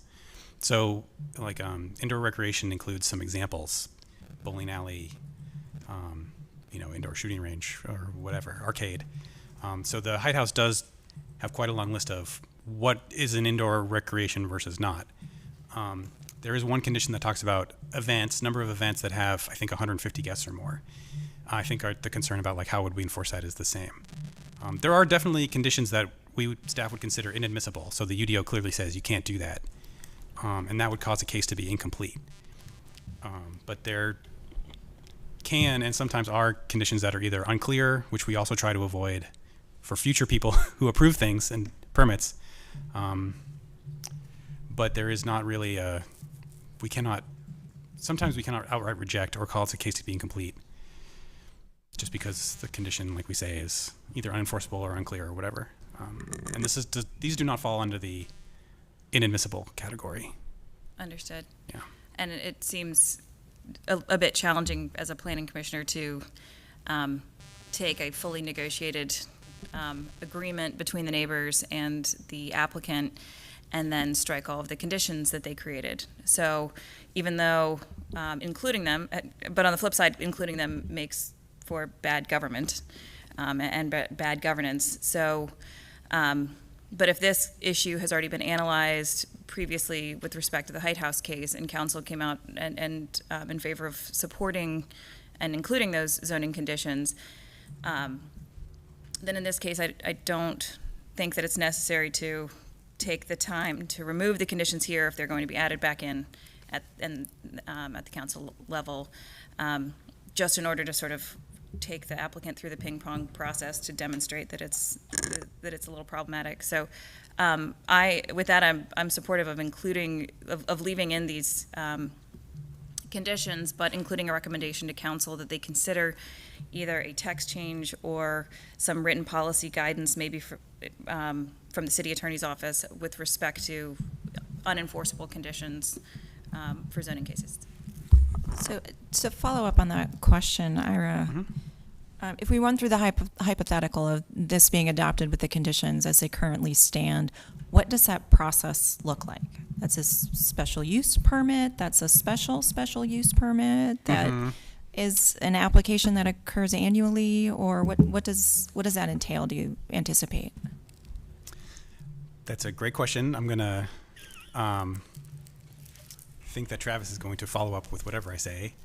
But so there is a category of uses in the UDO today that do require a special permit. They're temporary uses. They include like a fundraising event, mobile retail, things of that nature.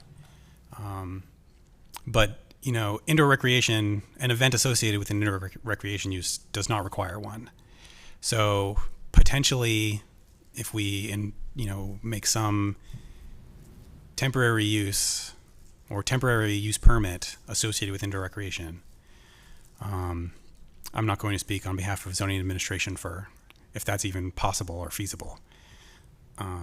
That seems to be, to me right now, the most likely place that would be. But again, that would be a text change. I don't think we're going to do that for one particular zoning district in general. Maybe, and Travis might like to refute that or offer more. No, I don't have anything else to add. I would just underscore the idea that the city does not have the infrastructure in place to enforce conditions like this. And I appreciate the comment about the city council, looking at placing language in the code or exploring an opportunity that might allow for the enforcement of these type of conditions. All I would say is that would result in a very large shift in operations for the planning department, right? So for conditions like this, for zoning conditions, for enforcement to be successful, staff has to essentially, catch the violator in the act. It's like getting a speeding ticket, right? You speed, you get a ticket immediately. It's not something that a neighbor calls the police department and says, I saw a speeding car, and they get a ticket a week later.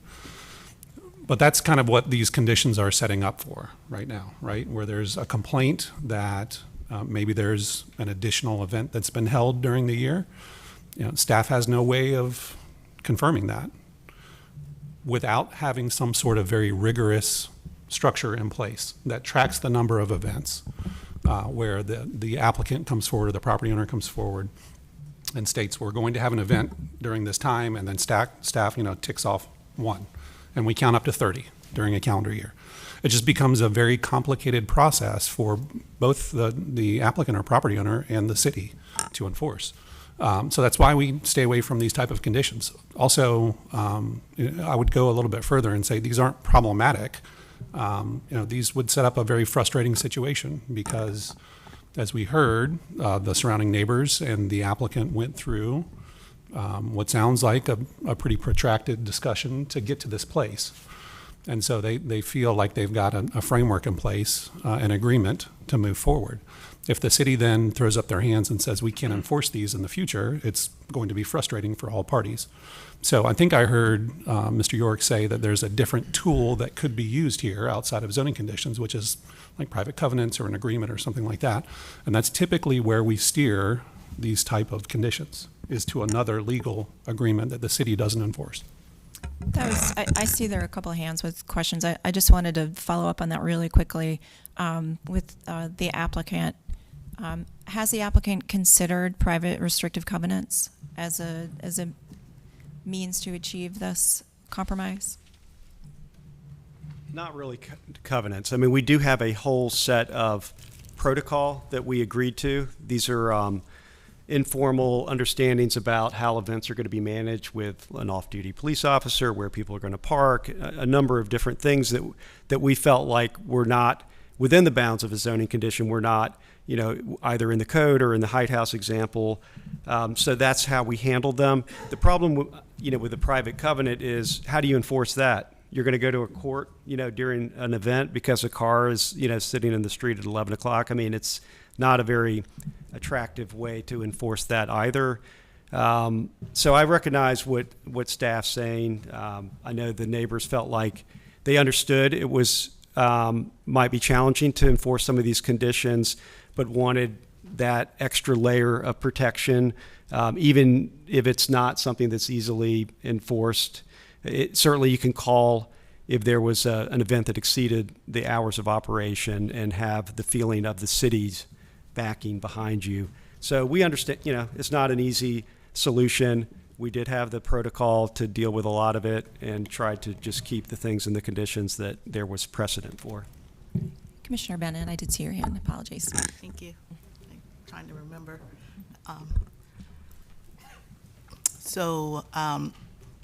I do appreciate the negotiations that took place. I mean, it's encouraging. We've had multiple cases today where the applicant and the community have worked together. I, however, am not going to support a case with conditions that the city attorney is telling us the city can't enforce, and they don't like to see these types of conditions. And the applicant just said that trying to privately enforce them would be a challenge as well. So it seems like we have conditions that aren't going to be enforced by anybody, which sets up an unrealistic expectation for the community that we have these conditions and the city's going, we can't enforce them, and the applicant is saying we can't enforce them, so why do we have them? The other thing that comes to mind is I speak often about equity. And what happens when we have another community, maybe not as engaged as this one, that asks for something similar, and the applicant doesn't include it because the city can't enforce it. I wouldn't feel good recommending approval of a case with these conditions for one community and then telling another community, sorry, we can't do that because it's not enforceable by the city. I think we need to be as objective as we can. And if what we're being told by staff is that these are not enforceable, then we need to stick to conditions that are enforceable. And if the ones that are enforceable are the ones around time of operation, then let's have those and not have the other ones. I'm not in favor of sending things to council with recommendations for reasons that I've stated before. I think the Planning Commission needs to do what the Planning Commission thinks is right and make our recommendation to council and then allow council to do what they're going to do. Thank you for your comments. Did I see another hand down in the gentleman's section of the Planning Commission today? I'm willing to back up Commissioner Bennett. Thank you. So we did get a little bit of clarification. This will not be on an RHDC agenda, but we can anticipate staff comment regarding the adjacency to the historic overlay district. We do have the option to defer the case to wait for such staff comment, which may assist us and may give a little bit of time. I did not hear from the applicant, and I can't see you. There you go. You can just wave at me. That you are anticipating altering conditions or shifting to an alternate means, such as the private restrictive covenants. Is that accurate? That's accurate. And I would just ask, I understand the concern, and if you want to make the point about the conditions and enforceability and have council make that decision. Okay. Okay. So just Commissioner Dottel. Thanks. Just maybe one additional question. I'm curious what the impact would be to the applicant if this was denied. Does it just go back to business as usual, or?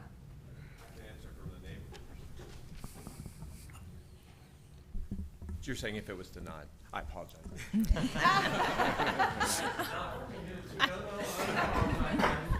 I mean, again, it kind of comes back to this enforceability. What triggered this is the applicant had an interest in building her own personal dwelling on top. So to get that permit, the city saw the building was split zoned, couldn't get the permit. So if she didn't do that, you know, I think it's problematic to have like an indoor recreation event in a building that's not fully zoned for that. But whether the city would step in remains to be seen. She obviously operated for 20 years and didn't even know there was a zoning line problem. So if we voted to deny this rezoning request, then she just would not be able to build her personal dwelling on top of the building. But the commercial operations would likely continue just as they currently are. I can't speak to that. I'll look to David York or I mean, I think it's problematic to have a commercial use going on in a building that's not fully zoned for that use. And it's certainly not a practice of the city to have buildings split zoned. Understood. So I just wanted to clarify, that was part of the mental gymnastics when I was trying to figure out how I might vote about this case. They have a negotiated agreement, and if the goal is to say that these type of conditions that are not enforceable are problematic, then we could force the applicant to spend a lot of extra time and money to ping pong through the process to illustrate that problem to council. However, I think the problem here is that there is an existing loophole either in the code or in some written policies by the city that allow that make it permitted to include these types of conditions. If it was just against a code violation to include these types of unenforceable conditions, then we wouldn't be in this place.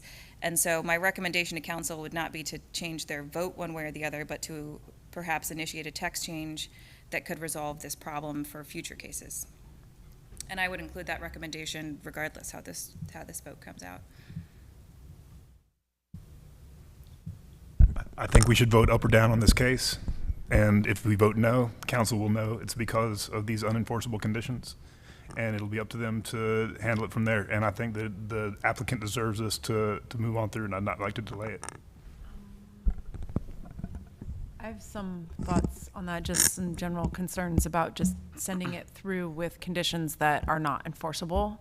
I think what we do is we get conditions that are enforceable first, and then send it through to council with an approval or denial. I think that's the important consideration for me. But I think the applicant has said they're not changing the conditions. So we can't force them to change the conditions if they've said they're not going to change them. So, you know, I'm with Commissioner Otwell. We just vote one way or the other. And we're not necessarily sending it through. I mean, we're voting yay or nay. But if the applicant's not going to change the conditions, then what are we going to do?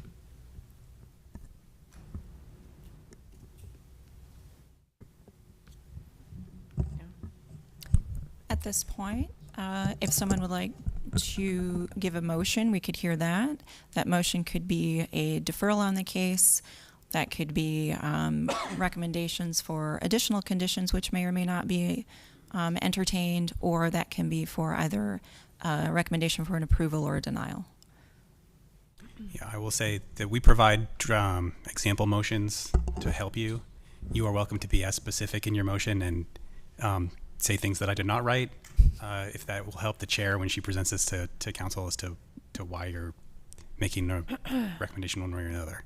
Thank you. And I just wanted to thank my fellow commissioners. I totally agree with you, and I think this is, you know, one of those split vote type of situations. I really don't like bad government and bad government practices. I was just, when I was thinking about how to treat the applicant in this specific case who's stuck in the quagmire that the city has created, I didn't want to penalize her specifically for that. But I think there's a great way to send that statement to council in many different forms, including with respect to a split vote. So just for efficiency, even if it fails, great. I'm going to make a motion to approve case Z-1522 and to adopt the proposed consistency statement, and also include a recommendation to council that they consider initiating a text change or enforceable written policy from the city attorney's office, if that's a thing that they do, to disallow unenforceable conditions in rezoning cases moving forward. We have a motion to recommend approval. Do we have a second? Second.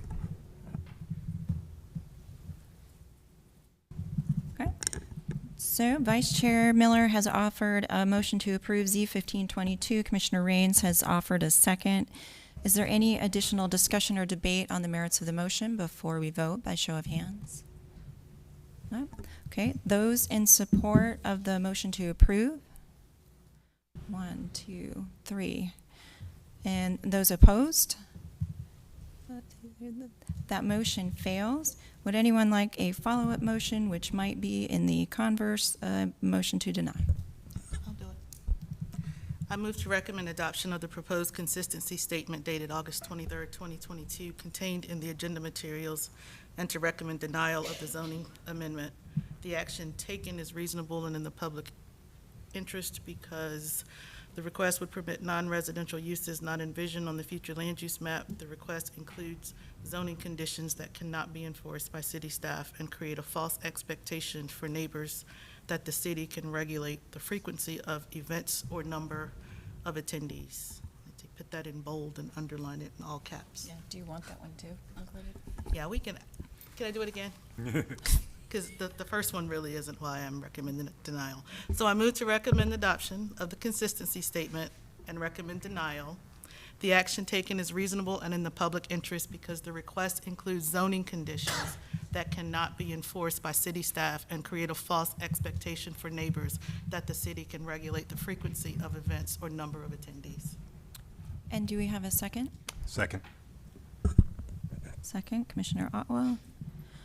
Is there any additional discussion or debate on the motion to deny put forth by Commissioner Bennett and seconded by Commissioner Otwell?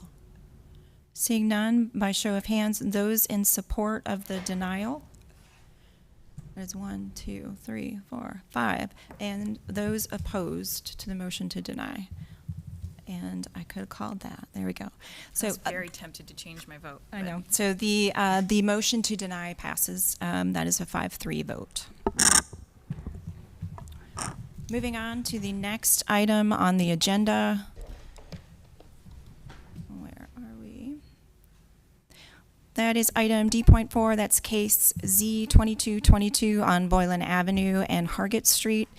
This is a request to rezone approximately 0.69 acres from downtown mixed-use 7 stories urban limited to downtown mixed-use 20 stories urban limited conditional use. Proposed conditions limit certain uses and address tenant notice. We will start with a staff presentation by Jason Harden. Yeah, good morning. So you can see the current zoning map right here. Currently 7 stories. All this is in downtown mixed use. So a little orientation. This is on the east side of Boylan Avenue and north of Hargett at that corner. This is immediately south of a rezoning that was approved by the commission, I think, last year. You can see that DX20 urban limited, so identical zoning district to that. And look at the aerial and show a little bit more context. So this is just north of Raleigh Union Station. It's on that western edge of downtown. Again, Boylan and Hargett, and then a little bit further to the east, Nash Square and rest of downtown. And we're a little bit north of the rail line, and then Boylan Heights south of that. So a couple of views of the site currently occupied by 2 houses that have been converted into multi-unit living. You can see a couple views looking towards downtown and then looking north from the site and then into the site. There are a couple conditions limiting fuel sales, mainly in terms of use, and then providing additional notice beyond what would otherwise be required for existing tenants. Comparison to existing zoning obviously allows more homes, more people to live on this property. Also, potentially more employment space if used as office, same amount of retail square footage. Obviously, in this location, residents are very likely to walk or take shorter trips or take transit than the rest of Raleigh, so much lower carbon emissions from allowing more people to live here than elsewhere in or outside of the city. And then similar in terms of housing supply and allowing housing types, more people to live in housing types that are less expensive than detached housing, and that the combined housing and transportation budget is going to be less here due to the walkability and presence of transit, bus and future rail transit nearby. It's consistent with the future land use map, which describes this as being part of the central business district, essentially downtown. And obviously you would expect a lot of form guidance to support walkability and pedestrian activity in a downtown location so close to so much transit, so that urban limited frontage is consistent. With that, consistent with a number of policies that flow from those considerations. The properties within the Downtown West Gateway Plan, which was completed in 2004, and that outlined a vision at the time for relatively lower scale development in this area. And in this particular area, it's in that basically northwest quadrant of what you can see on that map. And that envisions a maximum height of 7 stories. This obviously goes beyond that. So inconsistent with that, although as the staff report notes, significant amounts of planning have taken place since then on the topic of growing around transit investments, supporting those investments, and allowing more people to live where as a region we've invested in transit and provide much more policy support for additional height in this area and additional homes and employment opportunities. So it's consistent with the comprehensive plan, future land use map, urban form, and I'm happy to take questions if there are any. Thank you, Mr. Harden. Next, we will hear from the applicant. The applicant and those in support have a total of 10 minutes to speak.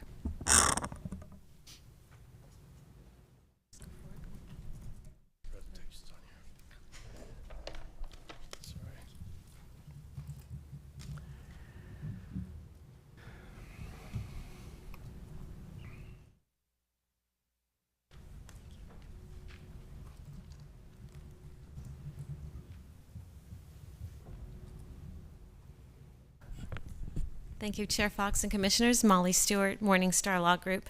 I'm here today with the applicant team of Eddie Coleman and Wynn Coleman, in case we have any questions for them.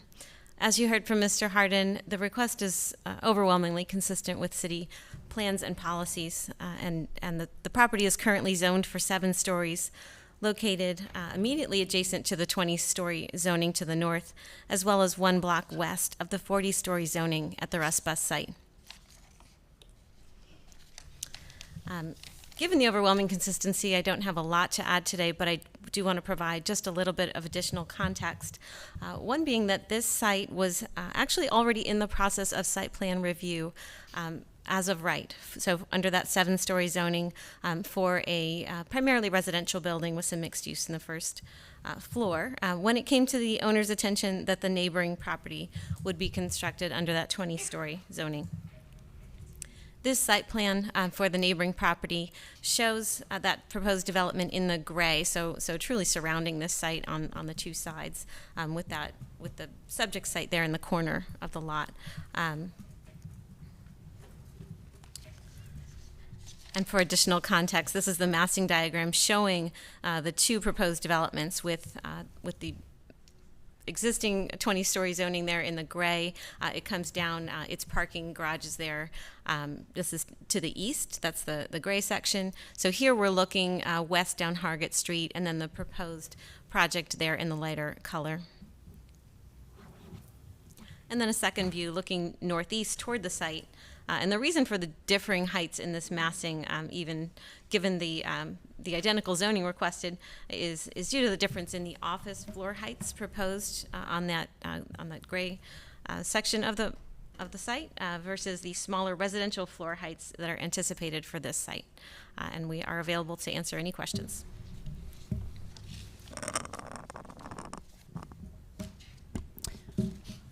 Thank you. Does that conclude your presentation? Yes, Okay. thank you.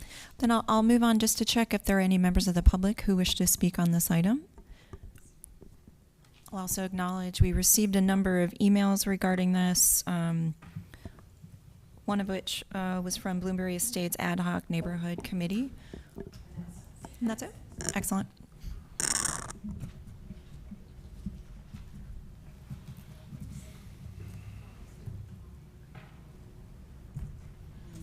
I'm just going to set a timer for a minute. I'm just going to do a quick introduction, then Carol's going to take over.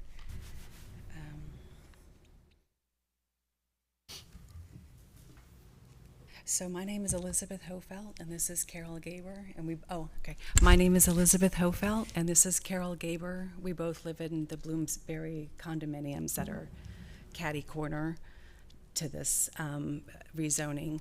And there's as Molly stated, the other property next to it was rezoned recently to 20, and then this one, and now the one across the street is also going through the process of rezoning, and that's when I kind of learned about it and went to my first neighborhood meeting.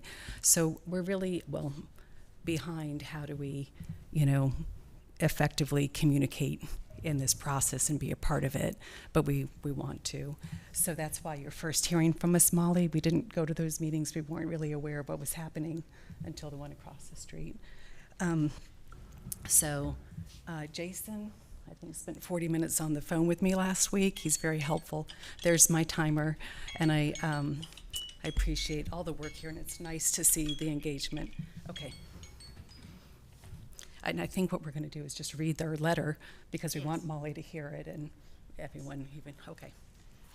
Okay, as Elizabeth said, my name is Carol Gabor. I'm part of this ad hoc Bloomsbury committee. I'll briefly summarize the introduction to this and read our requests and concerns. We do appreciate that the city is growing and that there's a need for all sorts of housing, including affordable housing. We appreciate that this block is walkable and near the rapid bus terminal and local bus stations. This block of South Boylan is currently zoned DX7, but currently only has 2-story buildings. The corner of Morgan and South Boylan was recently rezoned to DX20, conditional upon building no higher than 18 stories. And we appreciate that the east side of South Boylan is on the edge of the downtown central district. So we recognize the citywide value of being able to reside in these blocks, and we welcome the increase in density and basically approve of that. However, we would like to have this development considered within the historical and cultural context of this particular corner. The property located at 121 and 131 South Boylan Avenue sits on the corner of South Boylan Avenue and West Hargett Street. This corner is already a gateway to an area with significant and historical and cultural importance to the citizens of Raleigh, one that's already a destination point for people from all over Raleigh. The southwest corner is where Raleigh's first courthouse was situated. A block west on Hargett is the Joel Lane Museum House, the birthplace of North Carolina's capital. Sitting on a high point in Raleigh, the southeast corner offers one of the best public access views of the evolving Raleigh skyline, and is the only one where it's possible to eat and share a drink with friends. Currently, it's the Y Hill Kitchen that's there. For decades, people have been coming to the Boylan Bridge to take photos commemorating weddings, graduations, and important life events. The bridge itself is the main entrance to the Boylan Heights Historic District. Along Hargett, the office buildings, townhomes, and condos to the west blend architecturally with the historic look and feel of the area. The Lane Building at 727 Hargett Street houses a mix of small local businesses and local services, organizations that could never afford the rents of some of the newer construction nearby. The Cornerstone Shelter, which is at the end on 220 Snow Avenue at the junction with Hargett, has been part of the community for several years and provides a scaled-down, non-threatening refuge for some of the city's homeless. The area is highly walkable already, with mature flowering trees, flowering borders, and a leafy canopy over all the sidewalks. The property itself, currently, although the pictures didn't show that because they were taken in the winter, it offers a green wall separating the area from the scrubland that is on the railway tracks and the concrete of the modern city. So overall, this corner, the area surrounding the corner of South Boylan and Hargett, does what the planners intended it to do, provide a gentle transition from the Raleigh Central Core to the rest of the city to the west. So with that in mind, we have the following questions primarily and concerns. We are requesting a condition for no more than 13 stories. We ask the applicant to add a condition to ensure that there is a non-jarring step down from the modern city core to this gateway area. The One Glenwood building and 615 Hillsborough buildings, which are in the high-density corridor, are only 10 stories, and those are right behind this property. A block north. Yes, a block north. The heritage properties that wrap from Morgan onto this block of South Boylan recently were rezoned to 20 with a condition to build no greater than 18 stories. This applicant should provide a similar condition with a lower height of 13 so that we are tapering down instead of back up, keeping in mind that what is granted here will provide precedence for future development in the area. The property is a transition to the Boylan Street Bridge and the historic Boylan Heights District.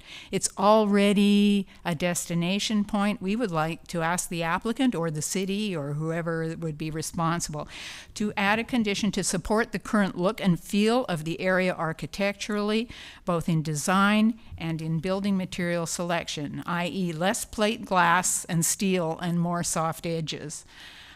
To blend to the bridge and the historic neighborhood, would the city or the applicant consider building an artistic high gate, similar to this in scale to the Chinatown Gate in DC, for example, to mark the entrance to this historically artist area that's in the Boylan Heights area.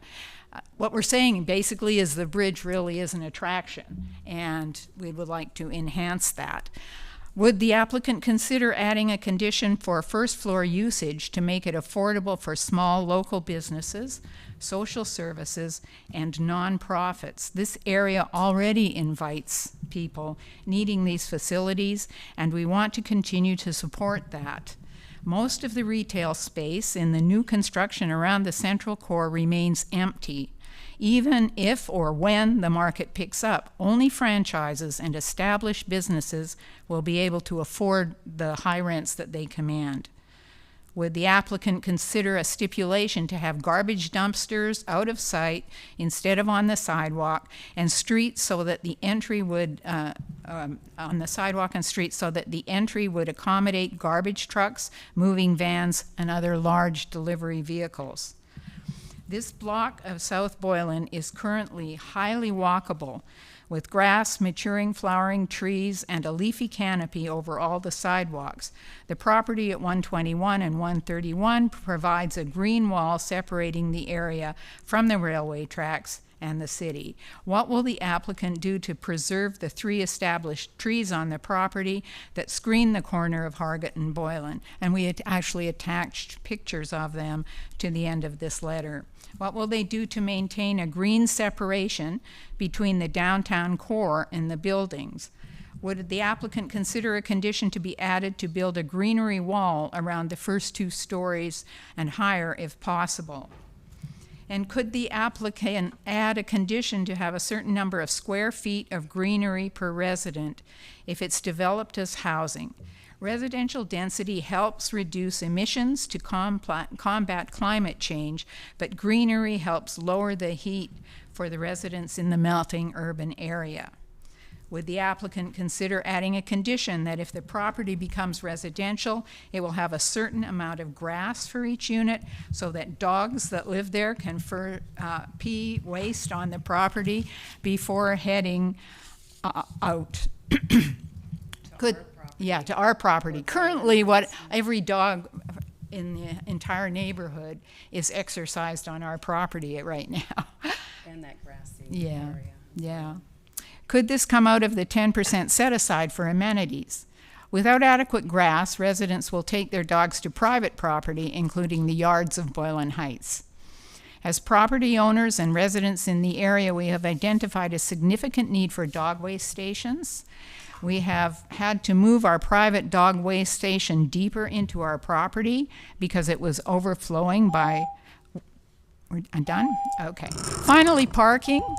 Already, we would like the parking garage to be hidden. Just finish your thought really quickly. That would be great. I do want to acknowledge, too, that we did read your letter. You did? Okay. Yes. Yes. So, we have, yeah. The last point about the traffic, already the people in Boylan Heights have had to install stop signs because of the throughway to Western Boulevard.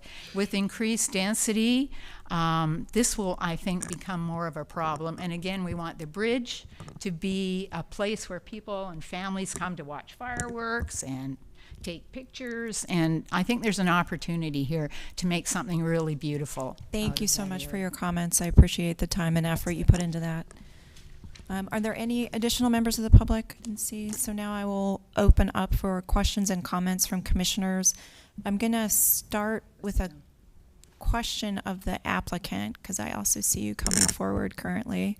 That was a very long list, which is probably new to you this morning. Would you be interested in additional time to work with the neighbors to see which of these would be a consideration of the applicant? We would be happy to continue those conversations. I believe we can largely address them here today, and if I may, I can proceed to do that. Please go ahead. Great. So we heard a few things, but the first thing that we heard was about the need for a transition to what's to the west. As you saw in the staff presentation, that is what the future land use map accomplishes at this location. This is the edge of the downtown core, but within the downtown core, and moving to the west is where that transition occurs. And in fact, this is the map from the comprehensive plan of where the downtown heights should start to step down within those blue areas as they meet the adjacent neighborhoods. We are, a couple of blocks east of that location. I would also, just going through the list of requests, we heard a request for a gate, which sounds like sort of a public amenity in the right of way. That certainly sounds like something that would be a district-wide or city-wide effort, and not necessarily tied to development of one especially small site at this location. With respect to commercial affordability, I think what we're hearing is a request for a subsidy from this particular owner for this public need. This isn't something that we've heard on other properties in the city, or that has been applied, to my knowledge, to any other property in the city. I'm not sure that we would necessarily be leading that here without any sort of public involvement in that project. With respect to a couple of the specific concerns that we heard with respect to trash, we know that today the city has requirements for screening of trash areas, and in fact, as I noted, this building was really already in site plan review in a very similar form at a lower height, and the garbage is intended to be under the building along the Hargett Street side, so not out on the street. And with respect to protection of the 3 trees on the site, as I noted, this site was slated to be redeveloped at the 7 stories. So really the only change that we're asking for today is to go from that 7 stories up to the 20 that would be permitted. And so those trees would not be there under either condition, with or without the rezoning. Thank you for those clarifying points. There was one additional question which may not be for you as the applicant, regarding stop signs or traffic controls in the area. I was wondering if staff could address that.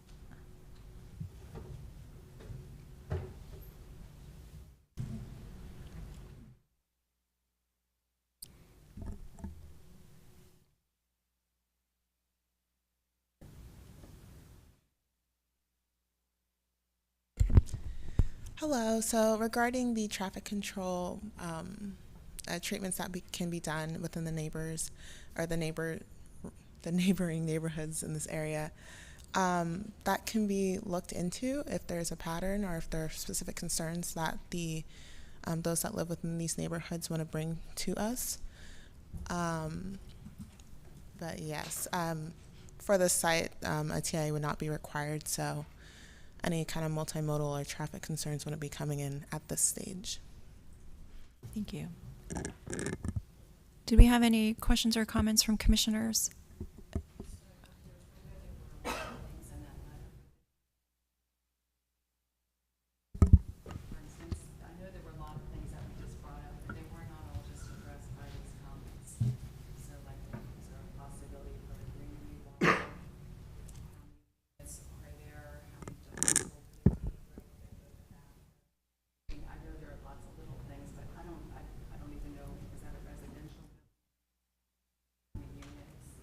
What I might recommend is some of those details you all might need to discuss offline.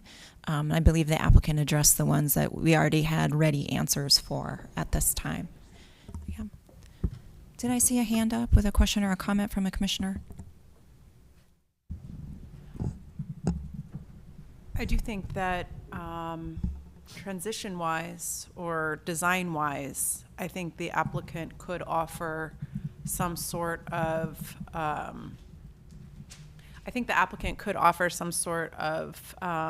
screening measures. I think there's been some really creative design in downtown Raleigh with some natural screening efforts that are more vertical in nature for the height of the buildings. Some of them have included, kind of like a plant-like feel in some of the design in downtown Raleigh, just some right near our location here, that in the design criteria, there could be a way to make the urban feel maybe a little bit more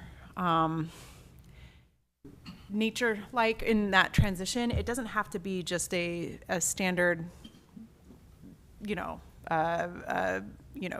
concrete and glass design. And some of the other, and there's a couple of really good examples in downtown Raleigh of What's the those things. location that we're discussing?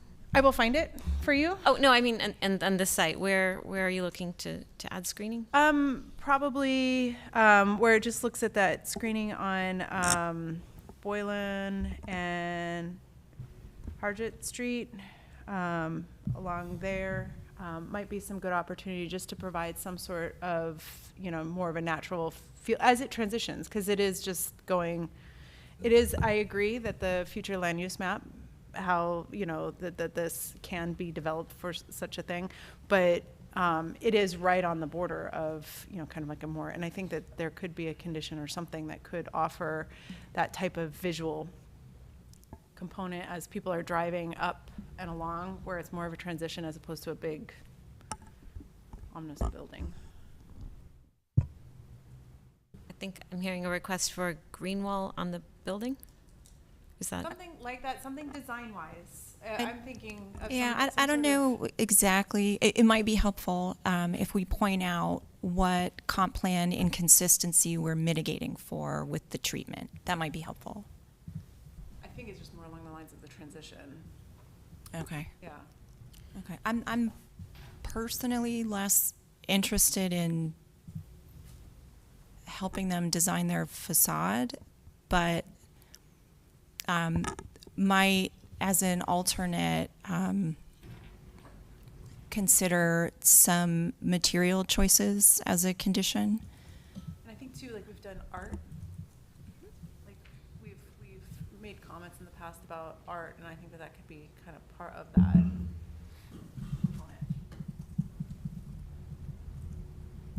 And I'll echo Chair Fox's comments on that. There was another comment, in addition to the green wall, there was a comment about having some type of historical context on the facade materials, at least probably on the pedestrian floor.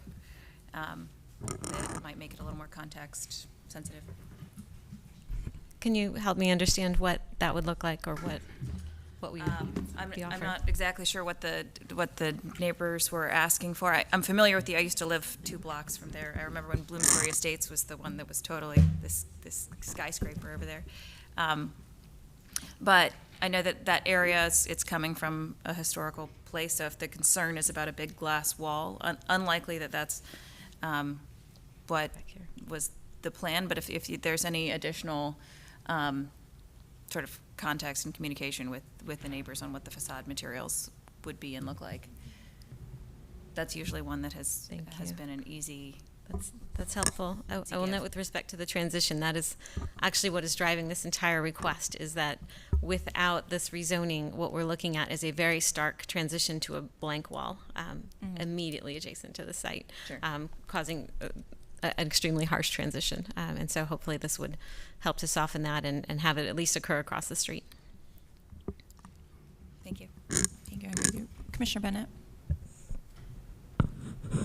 I'm curious, the site adjacent to this was recently rezoned to 20 stories. Does staff recall what types of conditions were in that rezoning? Were these similar requests added to that rezoning for aesthetics and greenery and that type of thing?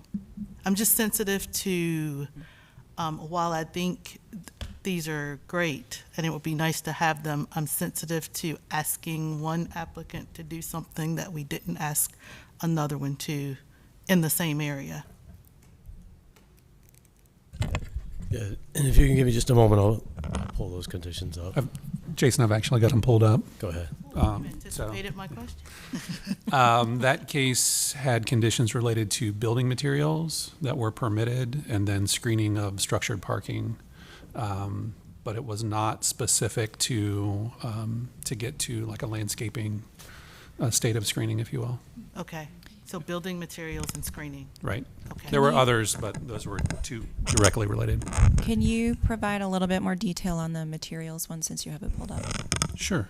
So that zoning case included permitted building materials shall include any combination of brick, stone, concrete, masonry, cementitious siding, wood, metal, terracotta, and/or glass.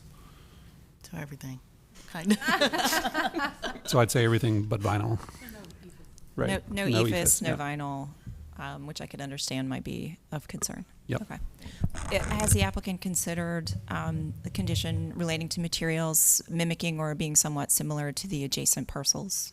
Sure, I don't think there's much risk of seeing vinyl at this location. I don't think that's likely to be an issue. I will note that we did have a similar parking screening condition in this case, and I think you heard one earlier today where that was removed based on the timing of the text change, and that's exactly what has happened here. That's helpful. Thank you. Is it possible to say something else? Sure. Do you have a question for the applicant? I might recommend you all do that offline, or is it? One of the other conditions was that that one would be built to 18, and that also, the one that was just approved next to it, it goes to 20, but the condition was that they wouldn't build higher than 18, and also that was like the first domino. I mean, the street right around the corner from it, they're 10 stories high. There's nothing in this area that is 20 stories, and we're a block from Union Station, but that's, you know, over the railroads, I think it's like 2 blocks, or I guess it's the edge of that block.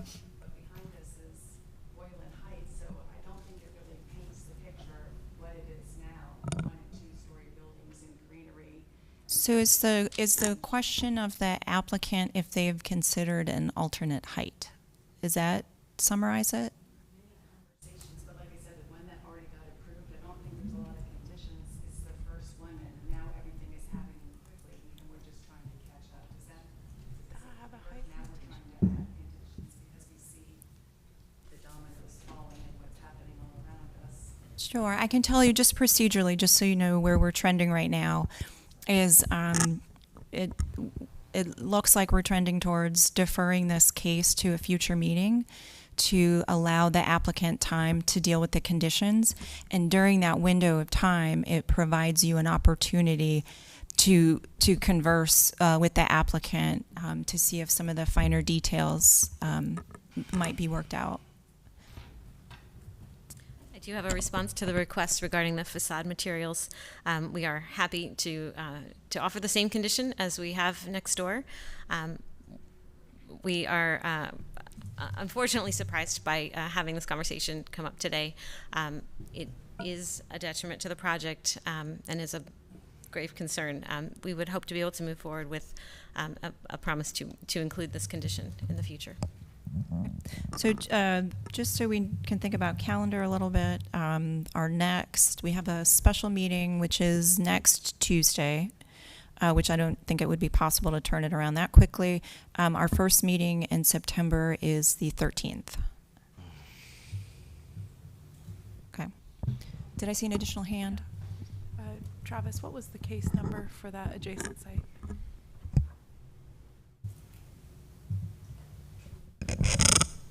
Z2120. Thank you. Appreciate it.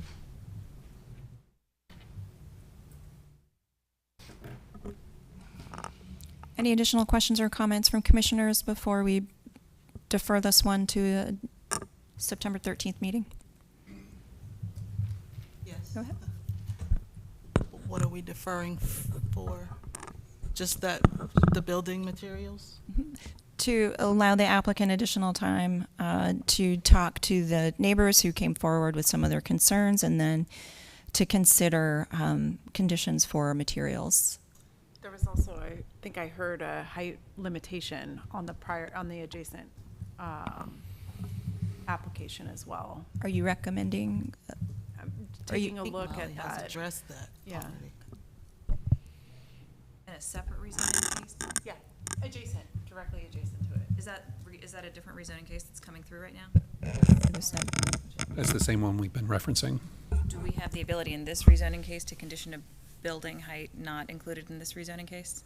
I don't think that's what's being requested here. Okay. It's conditioning down this zoning request to something that's less than 20 stories. Can we just ask the applicant, are you interested in, I don't want to defer for things that aren't going to happen. So is the applicant interested in decreasing the height of the building? I would say not in stories. And like I said, one reason for that is that this is anticipated to be residential. The story heights would be lower in any event, and we believe this building will already be lower than the 18 stories next door. And the reason we're here is working to avoid that blank wall up against this building. So we feel that the 20 stories would still have some portion of that. Okay, without objection, I'm going to recommend we defer this case to our September 13th meeting to allow the applicant additional time. Okay, moving on to the next case, which is item D.5, which is case Z2322 on Bashford Road. This is a request to rezone approximately 6.63 acres from residential 4, residential 6, and office mixed use 3 stories Parkway conditional use with the transit overlay district on all 3 districts to residential mixed use 7 stories conditional use and removes the transit overlay district.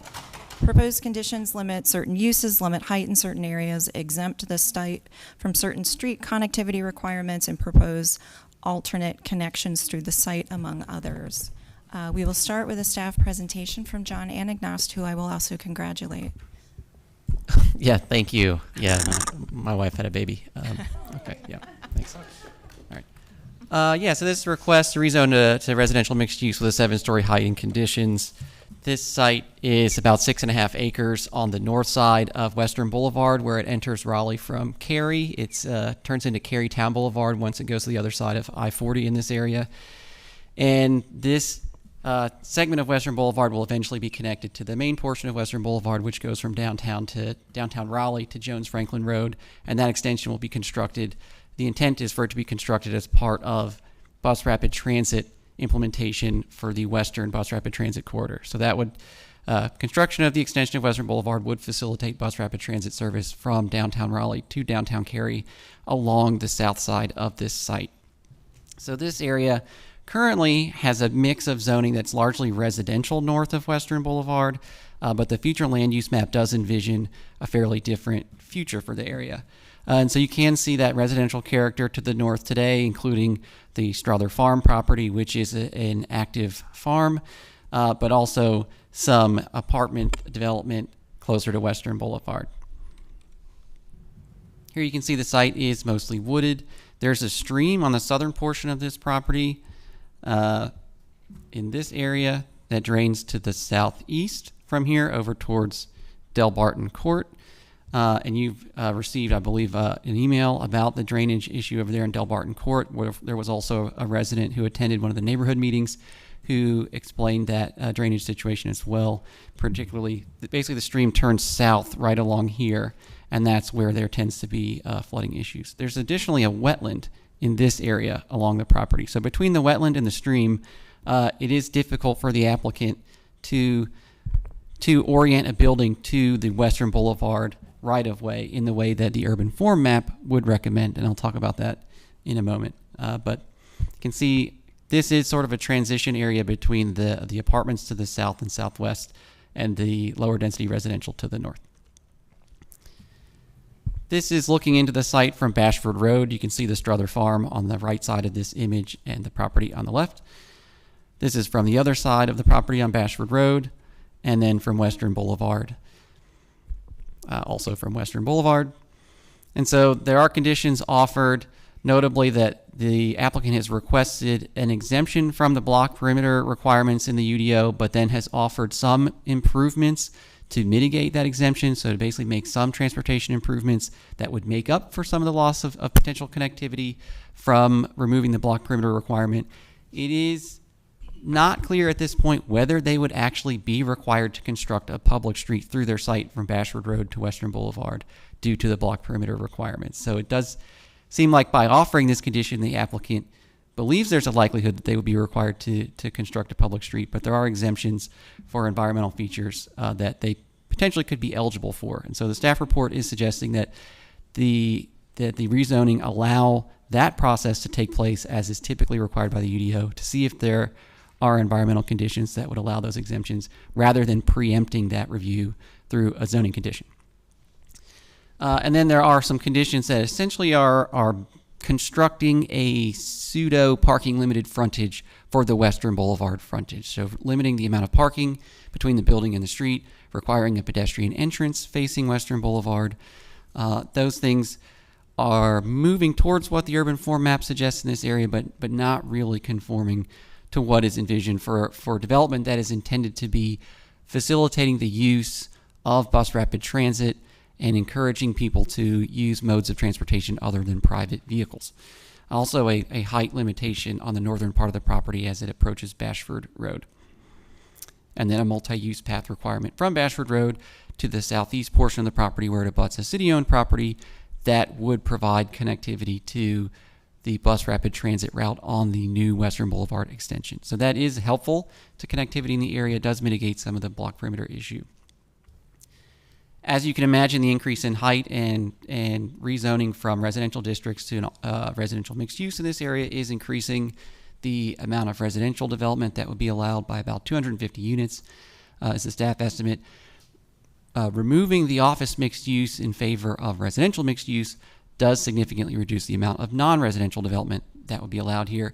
And so between the balance of those use types that would be allowed, the impact on trip generation from the site is not as intense as you would expect from the height increase because the office use is decreased so significantly. So traffic impact analysis was not required at this location, and traffic impacts are anticipated to be mitigated in the future significantly by the presence of the Western Boulevard extension and the bus rapid transit service. But currently this area does have low scores for multimodal transportation. Again, construction of Western Boulevard and implementation of bus rapid transit would improve those significantly. And I will add that bus rapid transit implementation is going to include planning for pedestrian and bicycle facilities on Western Boulevard itself. I think the New Bern corridor bus rapid transit planning is a good example of that, where that includes a multi-use path on one side.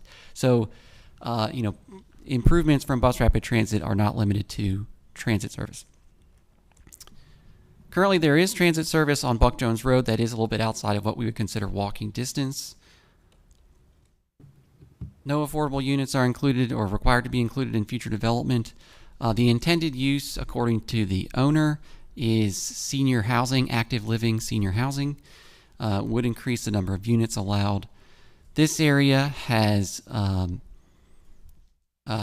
similar demographic indicators to Raleigh in general, although could be considered slightly more disadvantaged from a demographic perspective in terms of equity consideration. So additional housing is beneficial, particularly in an area that will have high quality transit service. There is no known use of this property. It appears to have been used as open space or had a single detached house at one point in the past.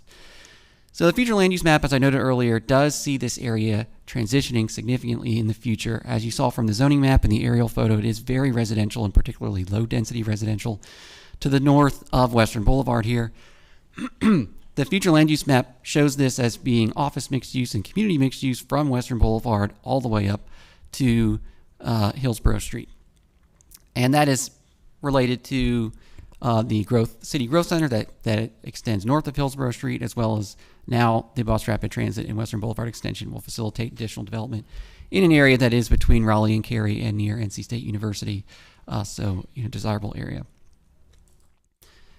The urban form map reflects the bus rapid transit as was approved by this commission and city council earlier this year in the transit area comprehensive plan amendment. And so those designations, of course, indicate that additional density and mix of uses is appropriate to facilitate use of transit. They also indicate that new development should be placing buildings close to the street and providing active frontages for those buildings to encourage folks to feel comfortable walking on the street and walking from destinations to bus rapid transit service. So this request does not include a frontage, And like I said, the environmental features on the southern part of the site do make it difficult for the applicant to achieve the ultimate goals of a frontage, which would be to place a building as close to the Western Boulevard right-of-way as possible. That being said, city staff did have extensive conversations with the owner and their attorney and development team they're working with on ways that they could approach urban form aside from directly placing a building against Western Boulevard, which include enabling the public street that potentially would be required by the block perimeter standard, which they are seeking exemption from, as well as offering zoning conditions that establish a publicly accessible street through their property and potentially orienting a building to that street as opposed to orienting a building to Western Boulevard, and then including in that street a multi-use path or continuous sidewalk from Western Boulevard to Bashford Road. And the intent there being that the internal street of the site would serve as the active face of the development that would be comfortable for pedestrians and encouraging them to walk or bike to Western Boulevard, knowing that the southern boundary of the site might not be appropriate or effective in that goal. So the applicant has again offered some conditions that move towards that goal, but they are not providing a lot of public benefit, as is noted in the staff report. So overall, it's evaluated as consistent with the comprehensive plan due to the consistency with the future land use map and the additional density, of course, being supported by the urban form recommendations, but the urban form design recommendations are not supported, and so it's inconsistent with the urban form map. The other thing I'll note is that the recently approved Western Boulevard corridor study identifies this particular property as an appropriate location for what is called green TOD development. So we have the approved transit overlay district, excuse me, too many TODs. The transit overlay district was approved for this site by the city council last week. And so this site now has the transit overlay district on it. This request would remove the transit overlay district. The Western Boulevard corridor study indicates that in this particular location, where it is known that there are environmental features which can make it challenging to meet urban form guidance, that there should be attempts made in the place of direct urban form compliance, applying some stormwater benefits, some green infrastructure that would improve on the drainage problems that are known downstream of this area as a way of serving some public benefit other than activating the street. And so this rezoning request does not offer any conditions of that nature and would simply rely on the standard UDO requirements for stormwater management. So those are the balance of policies here. It did turn barely consistent, but there are a number of inconsistent policies. And just one minor technical correction that's needed is as the agenda for today's meeting was published before the applicant had the ability to make modifications to indicate that the overlay district has been applied last week.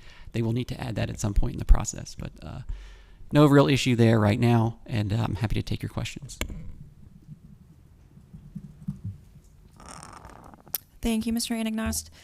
Next, we will hear from the applicant team. The applicant and those in support have a total of 10 minutes to speak.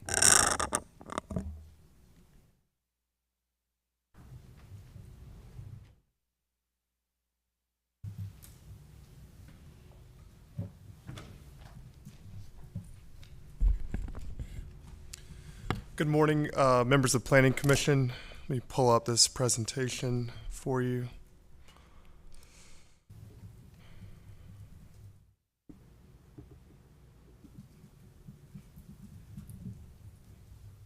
All right, great. Worth Mills here with Longleaf Law Partners on behalf of Liberty Healthcare. I'm joined by Thad Moore with Liberty Senior Living and David Brown from Klein Design. Liberty Healthcare has owned this property for 25 plus years and is now looking to move forward with an age-restricted, independent living, dense residential type community, which we think is the quintessential type of use that City Council and planners would want to see within a BRT corridor, which is, again, high-density living with residents who may not be using their cars as much as a typical resident, and certainly not as much as they would in those peak AM and PM hours. As John mentioned, this case is consistent with the future land use map. It is consistent with the 2030 comprehensive plan. And I'll note that while we are requesting to remove that recently approved Western Boulevard TOD overlay, the existing environmental conditions plus the proposed use that will be going on the property, plus the proposed zoning conditions that we've offered to date warrant that removal. So you can see on this slide multiple multifamily projects in our immediate vicinity. The Bacara apartments are located immediately west. Those were built in 2015, 2016. The Legends apartment complex immediately south of this property from Western Boulevard, that was built just over 20 years ago. And the Claremont at Farmgate apartments over here at the corner of Western and Farmgate, those were built in 2008, 2009. So there is a fairly long history, 20-plus year history of multifamily projects within this neighborhood. As John mentioned, there are two key environmental features on this site, and I believe that we presented this to Planning Commission when we originally tried to remove the TOD through that remapping process. There's a wetland on the southwest corner of the site and a Neuse River stream buffer on the southeast corner. And the site begins to slope towards both of those features, moving from north to south. These features are a primary reason for why we are requesting to remove the block perimeter standards from this project. Mr. Enignaz noted that there may be exemptions within the code to remove the block perimeter. We don't think that there are. There certainly aren't any for wetlands. But by removing the block perimeter condition, we can do that at the rezoning stage with public comment. And the resulting driveway cut, which would probably be somewhere between 24 to 30 feet, is going to be much less than a minimum 55-foot wide street that's going to be wholly on this property, either on the southwest corner going through federal wetlands, or on the southeast corner moving through a Neuse River stream buffer, which is only going to impact downstream flooding and those issues to a greater extent. So the environmental features, one, are why we want to remove the block perimeter. Two, also, one of the main reasons that we want to remove the TOD and remove that urban limited frontage requirement. This site just shows the boundaries of the planning jurisdictions between Raleigh and Cary, just highlighting that this is on the western side of Raleigh's planning jurisdiction. The property currently has three separate zoning districts that John mentioned: the OX3 PKCU, the R6, and the R4. As John also mentioned, this property was recently brought into the Western Boulevard TOD mapping. In their discussion about whether to keep or remove this property from that overall mapping process, City Council recommended this project stay in, let the merits of this case dictate whether it needed to be removed or kept within the overlay. The property and all of the property west of here is designated as office and residential mixed use. We have community mixed use immediately to our east, and that medium scale residential designation both to our southwest and then further to our northeast. Again, the project is, and the rezoning request is, consistent with the future land use map. It would increase the amount of residential that could be built on this site, and it does allow for some limited office uses, although, again, we primarily believe this is going to be a residential project. As John mentioned, this is within a frequent transit area and partially within a transit station area. Both of those are going to recommend high-density, compact development, especially in situations where those residents may not be using their cars to the extent as somebody who is working a 9-to-5 job. Again, this rezoning request and Liberty's ultimate plans for this site are consistent with that BRT, although again, we do want to remove those design requirements from this rezoning. We did include a number of conditions that tried to mirror the TOD as best as we could. We prohibited those otherwise allowable uses in the RX district that are prohibited in the Western Boulevard TOD, such as single unit living, 2-unit living, cemetery, those kind of low density, low scale uses that do not kind of take advantage of that bus rapid transit system. We've also limited parking between Western Boulevard and the building to 1 bay of parking. Now, with the TOD overlay, that would require an urban limited frontage, which does not allow for any parking between the building and the street. That just doesn't work for an not an assisted living, but an independent living community where you do need drop-off areas, you need guest parking, you need handicap parking as close as you can to the building. And so we do want to allow for some of that, but recognize that less is better in that situation. And then we have also included a primary building entrance facing Western Boulevard. We've limited building height to 5 stories on the northern portion of the property facing Bashford Road. And to mitigate the block perimeter exemption, we have required continuous vehicular driveway from Western to Bashford. And then in our last condition, we have required this 10-foot wide multi-use path that we believe would start somewhere along here, east of the driveway that is planned along Bashford. It would then run the length of the property, wholly within this property, and then stub out to the city of Raleigh owned property just to our southeast. Avoiding that Neuse River stream buffer again, and then allowing the city to make that multi-use path connection once the Western Boulevard connection is built out. Again, just want to reiterate that the use that is contemplated is ideal for the Western Boulevard TOD. This zoning request is consistent with the future land use map and the comprehensive plan. I'll save the rest of my time in response to any other comments, but happy to answer any of your questions as well. Thank you. Thank you. Checking in if there are members of the public who are here to speak on this item. Please come forward.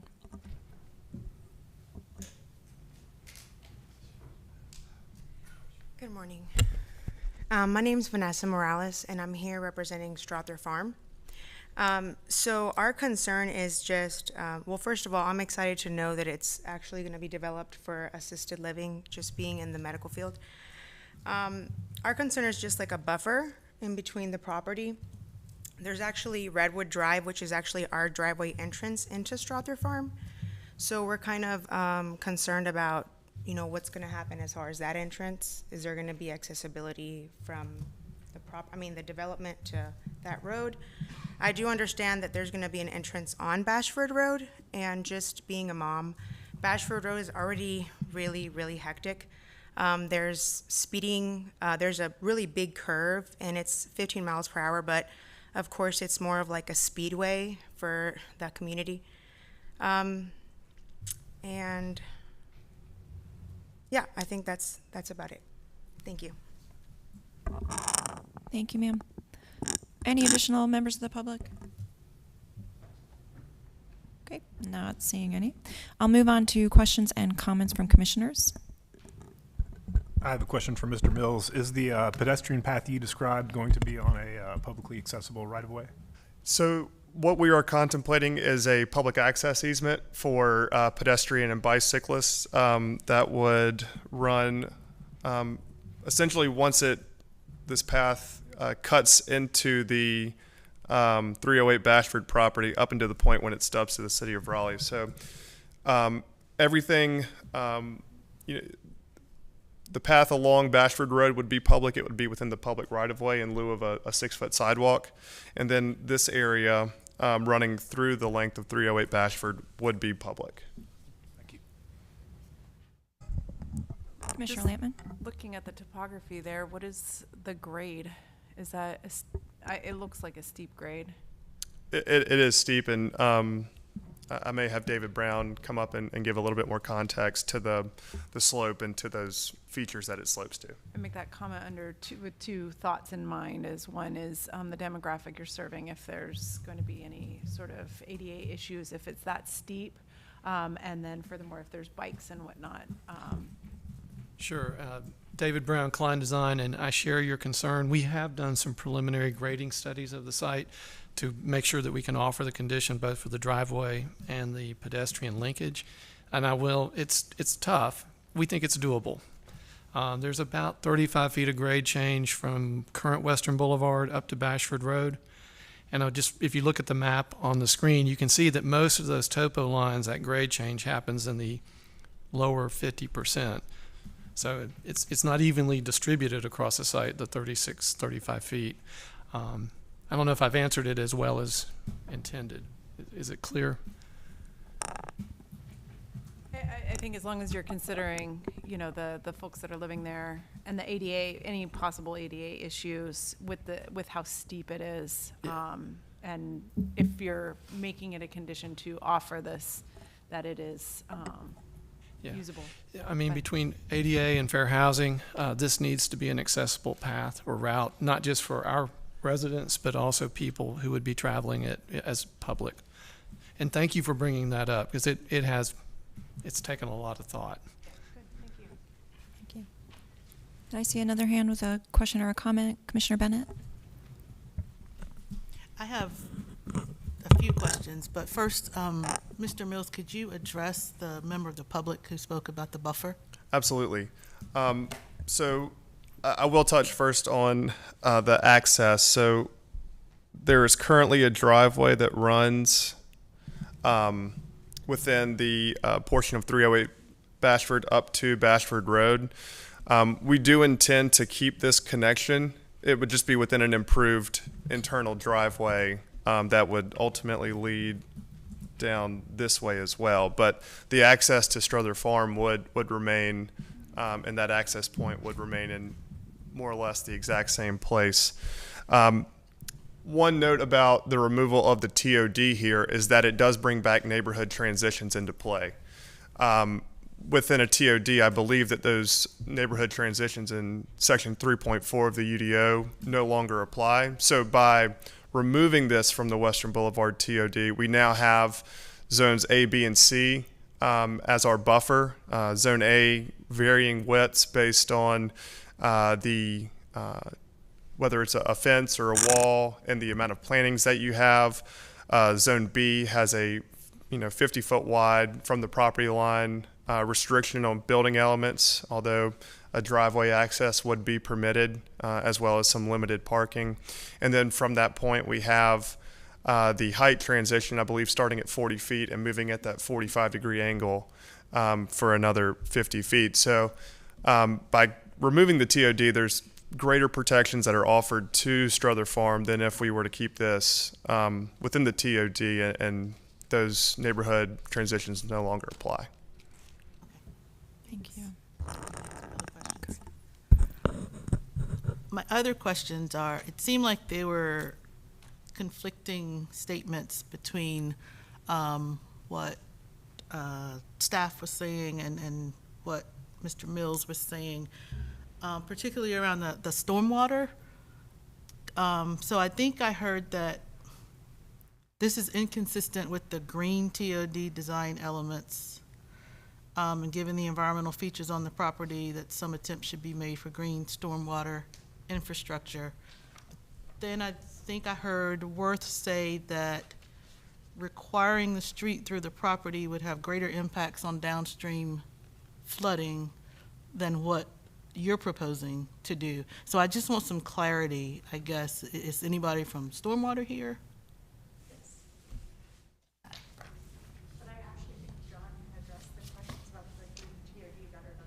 Okay. Yeah, I think it's two different questions that potentially, balance each other, and it's difficult to say to what degree one of them is better or worse. I have to feel like an active green stormwater infrastructure device is going to be more impactful depending on how it's designed and what is required of it than simply having a narrower street with less impervious cover in a stream area. But basically what Worth is describing is that with a private street or a private driveway through the site, essentially the section of that driveway which would cross the wet area of the site would be narrower. And so there would be less structure and less impervious cover in that sensitive area. And so if it's a public street, it's going to have sidewalks on both sides. It's going to be wider. And so that is going to have impacts on downstream stormwater implications. I will note that any additional impervious cover that is imposed by a public street has to be accounted for by the active stormwater control measures that are required by the UDO, regardless of what zoning applies. So that point is not as relevant, I believe, as Worth has indicated. The point about the green TOD is that in this portion of the site where it interfaces with the wet area to the south, that the applicant's conditions explicitly indicate that they would like to have a parking and vehicular surface area in that location. By stating that they would limit the parking in that area to a drop-off area and a bay of parking, they are suggesting that that would be impervious cover as close basically to the wet area as you can get. What the Western Boulevard Corridor Study says is that portion of the site, if it is not used for a building, which is activating the BRT route, should be used for something that is going to protect the natural environment and reduce downstream flooding impacts in the form of green stormwater infrastructure or open space preservation. Thank you. That was great. That answered all of my questions. Thank you. Thank you, Mr. Anagnos. Do we have any additional questions? Comments? Go ahead. Do you have any sort of, what are your storm mitigating? Are you doing any sort of retention, underground retention? What is any of that? So as far as what the stormwater device would look like, I don't know if I can't speak for that, but the UDO requires that we meet the 2 and 10 year storms from pre-development standards. So if the property were developed based on the rezoning request, we would be required to meet the stormwater runoff as it exists today for the 2 and the 10 year storm. I don't know if the stormwater would be, if we're looking at underground retention or if we're looking at, a dry pond or something like that, but those are the standards that we would be held to today. I bring that up because if you do have parking, you could have some sort of underground retention, but I think what I'm hearing across the board is that there's not as much consideration of the TOD, for the transit side and that storm water, so I'm hoping that we can add more. I'll follow up a little bit just to press on that issue. I think the question that's being asked, are you considering any green infrastructure LID components to meet the green TOD policy goals? Most of the work that we've done on our conditions to date is to try to mirror the TOD as much as possible. And a lot of that's taken the form of whether we can fit a multi-use path within the site and where does that connect to, and is there anywhere for us to dedicate public right-of-way. And so that's been a lot of our conversations with both transportation and with planning. I think it's something that we can look at and continue to work both with John and with Ms. Hoyt at Stormwater to try to come up with something that is above and beyond what the UDO would require.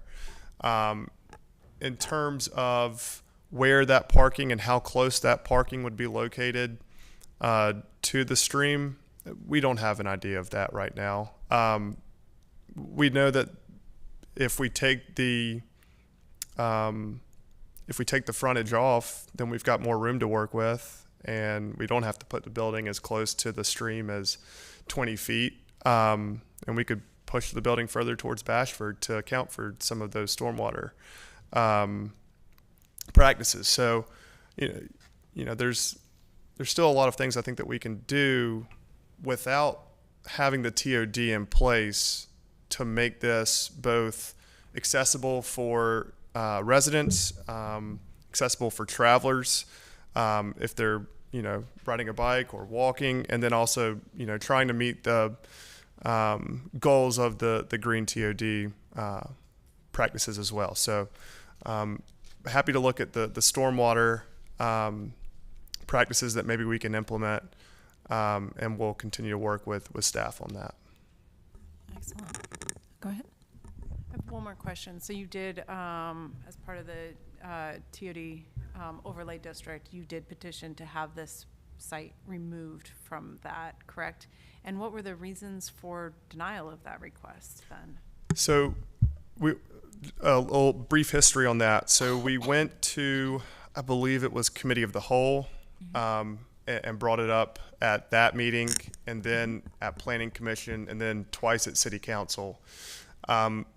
City Council's position was, if you've already got a rezoning application in place, let that rezoning application dictate whether you have warranted removal from the TOD or not. So if,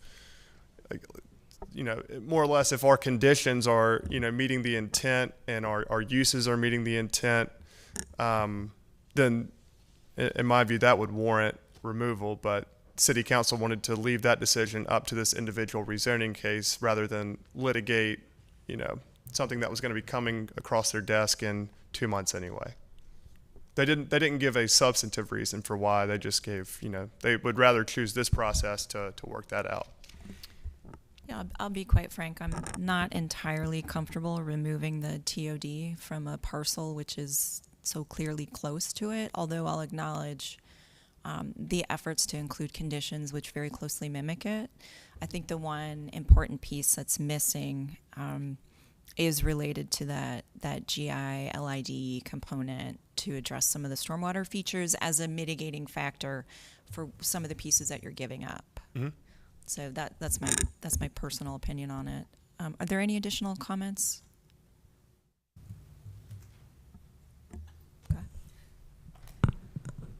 I echo what Chair Fox just said. I'm struggling a little bit to understand if the conditions are still meeting, I guess, the spirit of the TOD. I'm trying to follow everything that's being said. And Worth, if you could just tell me one more time, like, just make it really plain, like I'm 10 years old.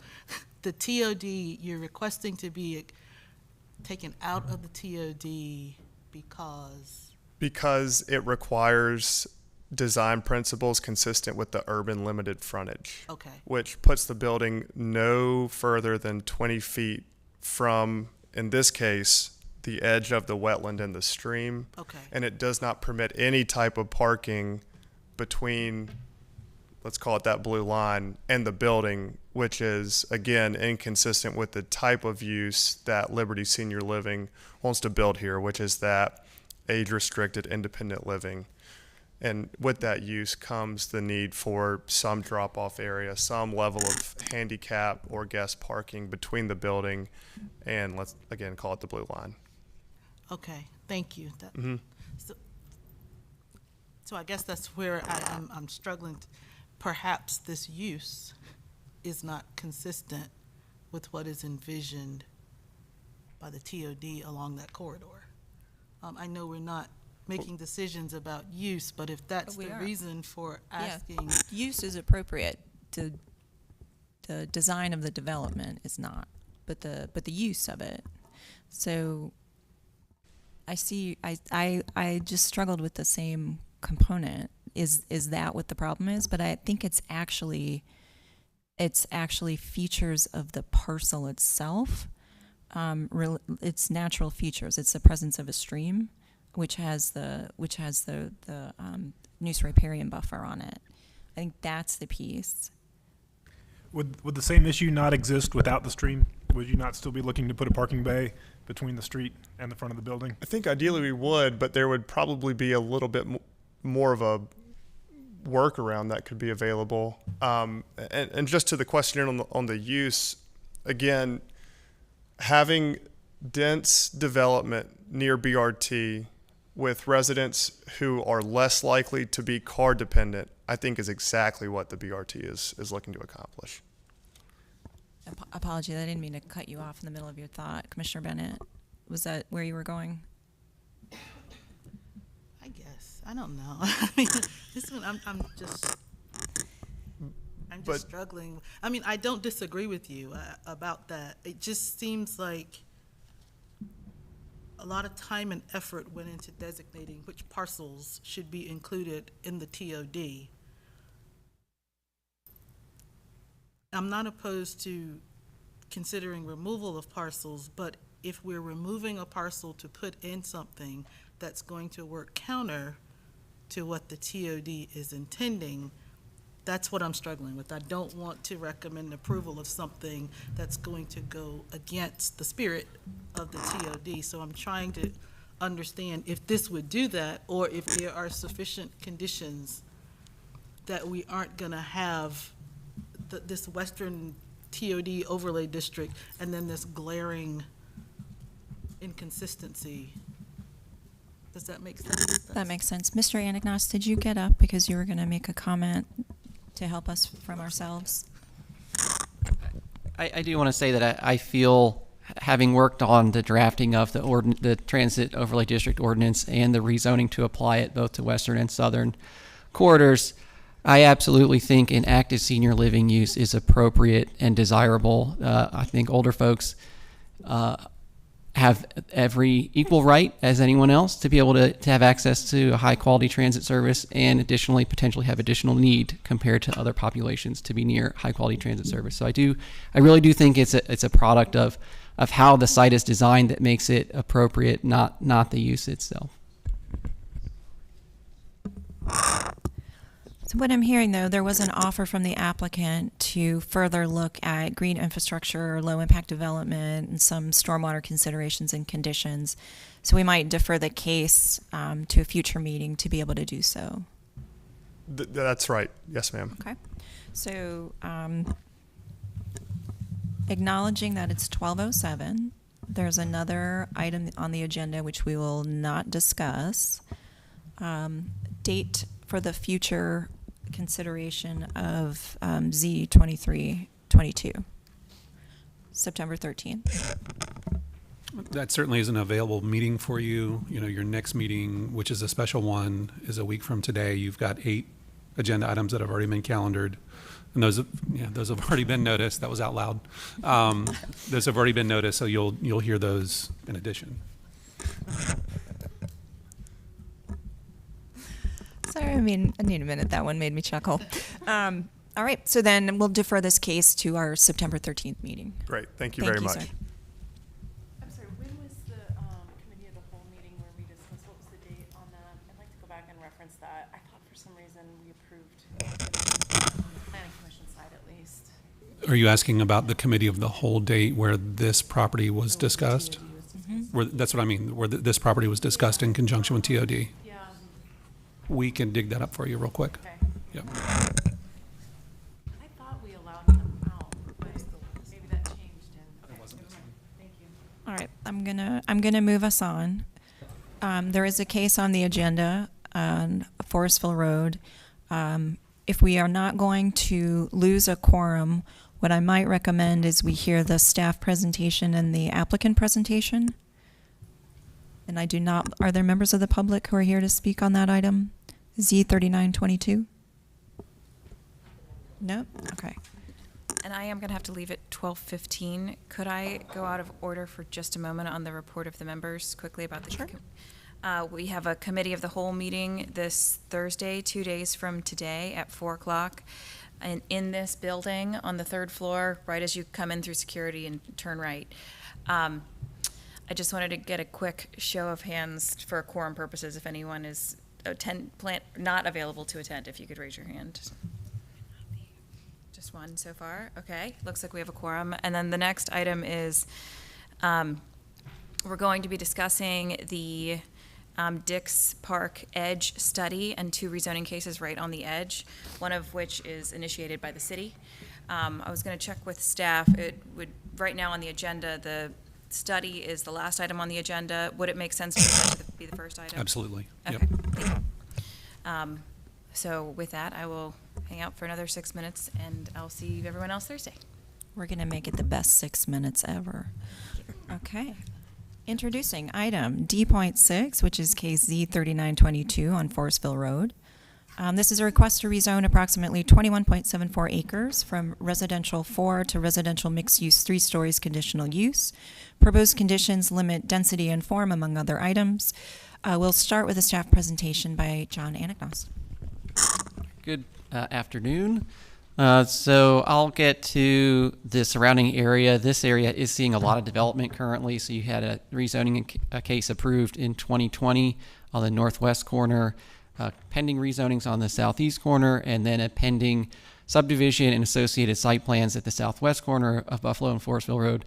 And that southwest corner, the intended use is a Publix anchored grocery or shopping center, along with a Sheetz gas station and a drive-through restaurant. And so if all those site plans go through, that would be a pretty major commercial development in this area, which is something that would help to mitigate some of the traffic impacts by drawing some of those trips before they get to 540 and Buffalo Road, interior of 540. So this site is wooded and agricultural. There was a house here, I believe, was demolished. 21 plus acres. There's some conditions offered with the proposed residential mixed-use 3-story district, which would limit the total number of units, prohibit commercial principal uses, require setbacks from both of the street frontages, require a multi-use path to connect to the city park property to the north. That park is not developed. There is also not funding or planning to develop it at this time, so no indication of when that would become a public park. And then maximum number of units per apartment building set as well by condition. And a landscaping yard along the eastern boundary. The thing I'll note about the condition for the yard along the eastern boundary, there also would be some amount of the zone A of neighborhood transition would apply in this area, as well as likely some tree conservation area. And there's also a stream and a lake there. So while that condition is impactful, it does go beyond what would otherwise be required by the code. There are elements of the UDO requirements that would impose similar buffering in that area.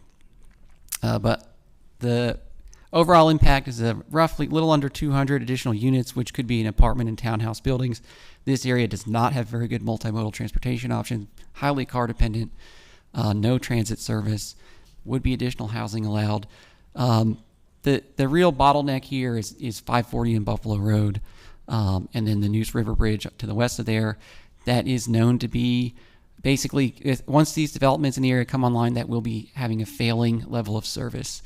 So there is, as noted in the staff report, coordination happening right now with Raleigh Department of Transportation, North Carolina Department of Transportation, and multiple developers in this area to develop a restriping plan for that bridge of Buffalo Road over 540 to add a lane to take some of that pressure off there. Extremely similar to Raleigh as a whole in terms of demographics in this area. This property, again, had one house on it, and the request is consistent with the future land use map and with the comprehensive plan. And I'm happy to respond to your question. Thank you. Next, we'll hear from the applicant. Yes, good afternoon, Madam Chair and members of the Planning Commission. Isabel Maddox here, P.O. Box 946, Raleigh. I'm here today with Tom Barker of Terwilliger Pappas, a multifamily developer with numerous projects in the Triangle. Also David Brown, landscape architect with Klein Design, and Travis Flewitt with Kimley Horn. And I won't go through the citing. We'll try to pull up my presentation. Do I keep going down?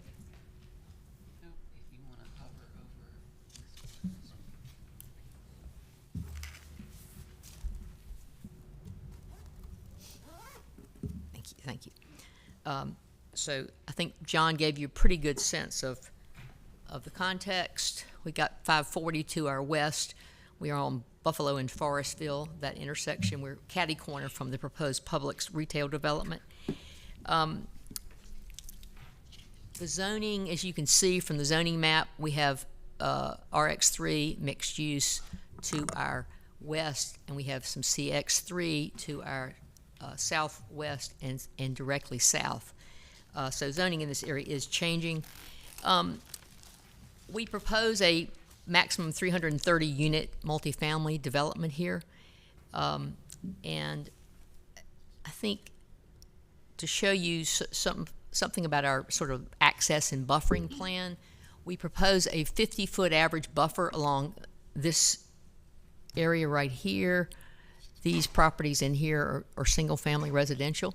Also, up here, there's a single-family residential. And under RX3, you would only be required to do either 10-foot wide if you had a wall buffer, or 20-foot wide if you had a fence. We're proposing 50 feet, so we think that's a significant increase.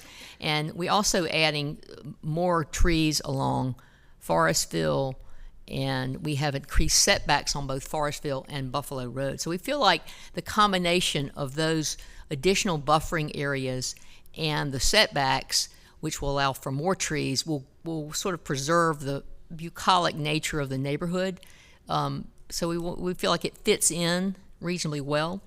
It concentrates the development, the buildings, in the center of the site. We would be maintaining the pond, the existing pond that exists right here, and some wetlands that exist right there.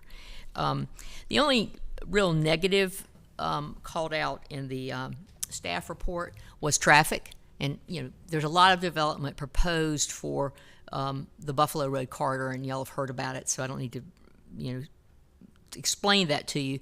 But there are a lot of developers trying to work collaboratively on solving some of these problems. And we did not do a TIA. We did not warrant a TIA for this zoning case. The staff report indicates there was a TIA. There was not a TIA for this project yet. There was an analysis of the intersection, and the analysis did indicate there would be some additional lanes required. I need to clear that area. How do I clear that, John? Okay. It did indicate there would be additional lanes needed along both Buffalo and Forestville, and that with those additional transportation improvements, the traffic would be improved at this intersection. It's now, I think, a level of service F, and maybe the traffic would improve to at least a D with these improvements that would be proposed. And we do believe we'll have to do a full TIA with the site plan. So, and believe that those improvements will be called for at that time. As I've indicated, Travis Fluitt of Kimley Horn is here and available to discuss traffic, which I think is the biggest issue here. Basically, to summarize here, we are adding housing units and diversity of units with apartments. It's mostly a single-family area to the extent there's residential. We do think we're designing it to fit into the existing area with increased buffers adjacent to single-family and better setbacks along the roads. These will be residential-style 3-story garden apartments. We will be adding significant road and utility improvements. The new Publix retail center is walkable directly across Buffalo Road. We will be providing pedestrian connection to the future park. It is consistent with the future land use, moderate scale density, future land use designation, and is consistent with the comp plan. And so our team is available to answer any questions that you guys might have. Thank you. Thank you. Just making sure there are no members of the public here for this item. Do commissioners want to get out some initial questions? And we're likely going to have to defer this one. Just acknowledge that. Go ahead. I'm concerned that there's the condition for prohibiting commercial use. And I think I don't like seeing big developments go in without any walkable potential. And I think it's important to be able to have that kind of mix in a mixed use community. Well, as you probably know, doing retail in RX is really difficult. It has to be at an intersection, it's limited in feet. Our neighbors didn't want any retail, and we've got the Publix retail, which is a big grocery store, plus I think at least 4 or 5 out parcels. So I think there will be significant retail that will be walkable from this site. People like to cross Buffalo Road on foot. Well, hopefully there'll be some crossing infrastructure at the intersection. So that condition would also prohibit any of the ACUs that we're considering with that policy that's being developed. And I believe so. I don't think I could support this rezoning request if that condition was in place. Commissioner Lampman. It's actually similar in nature. During one of the rezonings, I remember speaking with Ken Bauer about on the Buffalo Road, I think it was on the north side. So John, this might be more towards you, but it was the rezoning that's on the northeast side of that intersection of 40 and Buffalo Road. And he was expressing that there is not this more mixed-use aspect of the existing rezonings that have gone on in this area to add more commercial. So I don't know, John, if you have any comments about the city's perspective about having diversity of commercial and residential uses as we're developing out this area. It's still a lot of land at this point. So if we missed that opportunity on the last one, is this the opportunity where we can bring that into play? Yeah, the future land use map in this area does indicate there should be a mix of uses that includes commercial and retail. And yeah, the site on the northwest corner, so this site here, that site was originally proposed to have neighborhood mixed-use zoning in the area where you currently see where it was approved to have residential mixed use, and the staff report indicated that would be beneficial due to the ability to have retail or office uses there. And when the applicant chose to revise that application to remove that capability, including by offering a zoning condition to expressly prohibit those things, again, that was noted by staff as problematic or inconsistent with the desired mix of uses in this area. And the city council seemed like they were going to request that the applicant modify their application, but my recollection is at the last minute they ended up deciding to approve it without waiting for that modification. What's different about this particular site in the Z3922 case is that the future land use map does not show this property as having standalone commercial uses. So the future land use designation for the current zoning case is moderate scale residential, which would encourage the residential mixed use, which does allow some amount of commercial uses if they're incorporated into an apartment building. And so, yeah, if the applicant wanted to remove the condition that's prohibiting commercial uses, I believe the case could still be consistent with that future land use guidance. But the condition prohibiting those things doesn't really make it inconsistent with that guidance, because that future land use designation says that purely residential development is appropriate.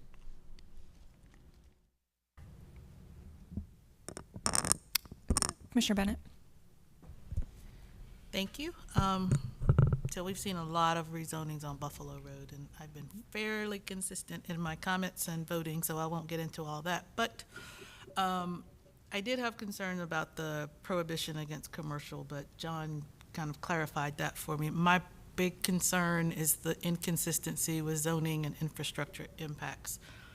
The staff report states the mitigations will not be sufficient to address the deterioration in level of service at Buffalo Road and I-540, which is a product of multiple development plans in the area. So on the one hand, while I don't want to penalize this applicant for all the other rezonings that have been approved, I have consistently voted no, I will say, because of this issue and the fact that that bridge isn't programmed to be improved. I understand if you keep approving developments, maybe that will put pressure on them to move up the improvement. But I also understand that if you keep dumping traffic out there before it's improved, what might spur it being improved might be a fatality. And I don't want that on my conscience. So I'm not willing to just say if we keep approving developments, at some point DOT is going to have to improve the bridge because traffic is at a standstill. I also noted that with the shopping center coming, that could possibly mitigate the impact of increasing vehicles. But if I noted correctly, I think it was an additional 1,100 trips from this development, and given that and this note that the mitigations don't address the failing level of service and the safety implications of that, I don't think I could support this. Can I respond to that? And I might get Mr. Flewitt to come up and help me with this response, but I think in this case, our preliminary analysis has indicated that if lanes are added, which I think is 2 lanes on Buffalo and at least 1 on Forestville, that it would actually improve the level of service at this intersection.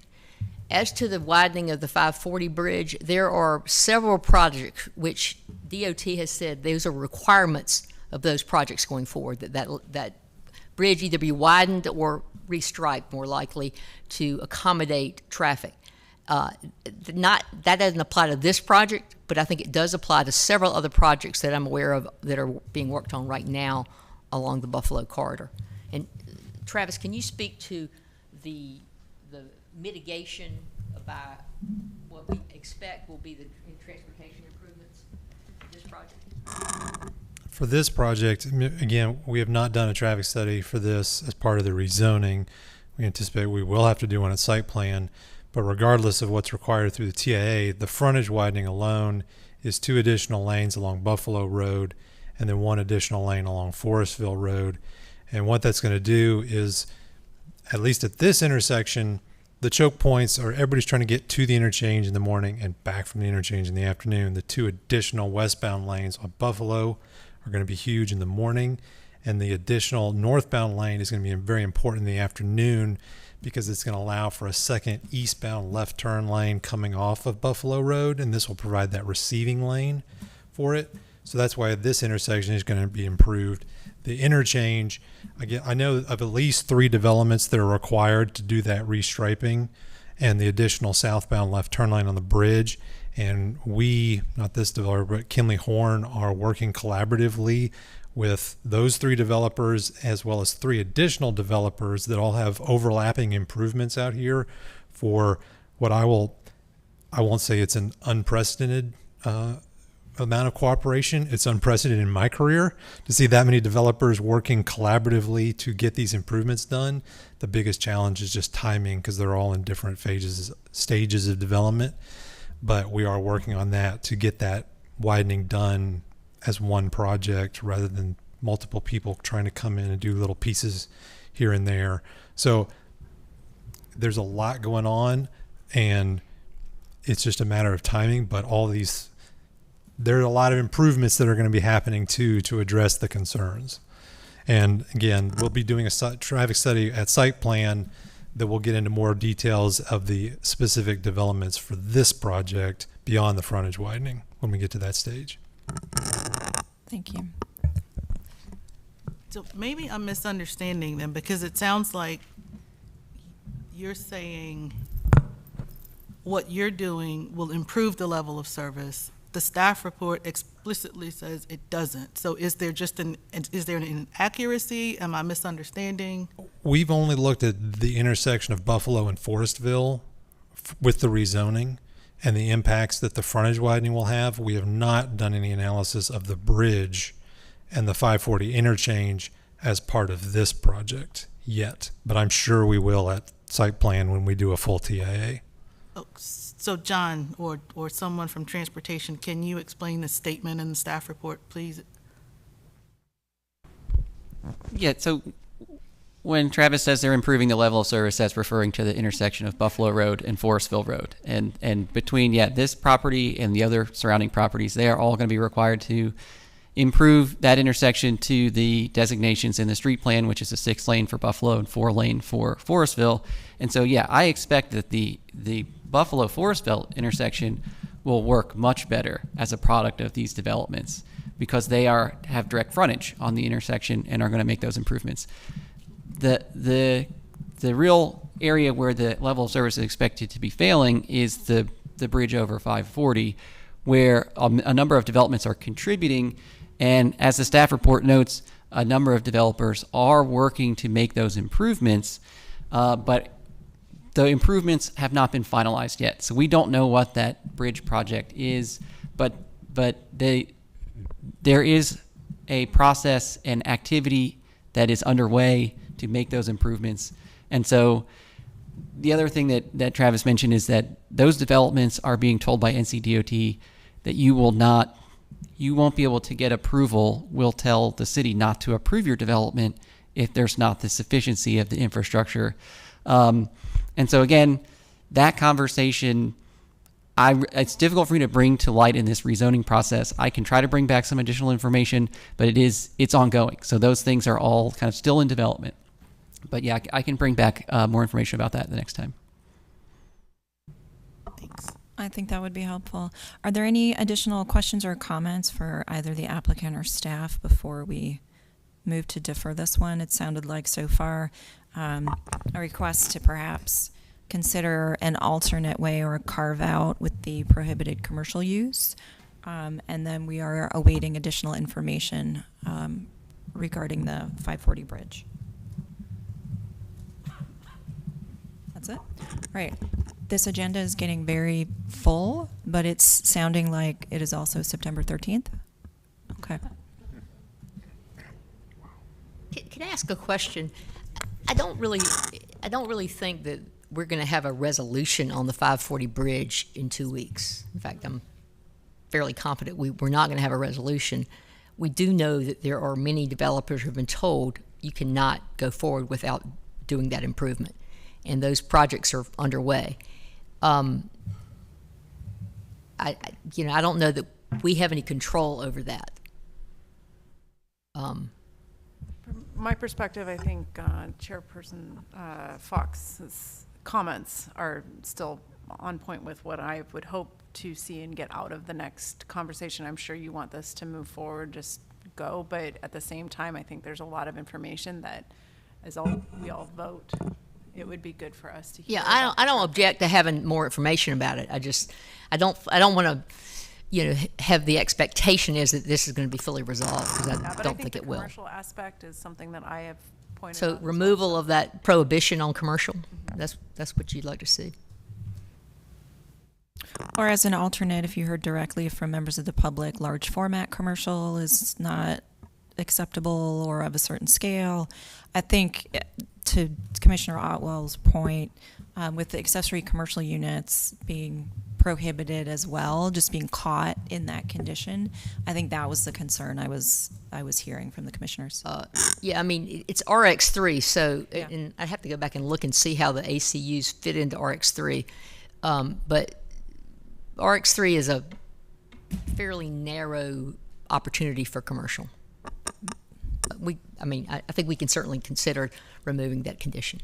Thank you, ma'am. Thanks. With that, we're going to defer that case, C-3922, to our meeting on September 13th, where we will have all of the cases. That would put it out considerably amount farther backfilled. Right? It would be the fourth Thursday of next month. On the 30th. Yes. Not on the 13th. We're not gonna get to it. Okay, they finalized. We'll find out. All right, I'm going to move on really quickly to approval of the meeting minutes. Draft meeting minutes for our August 9th Planning Commission meeting are included in the backup. Are there any edits or comments related to those minutes? No. With that, I will offer a motion to approve the draft meeting minutes for the August 9th meeting. Do I have a second? Second. Thank you. Any additional discussion or comment? No. By show of hands, those in support and any opposed? That motion passes unanimously.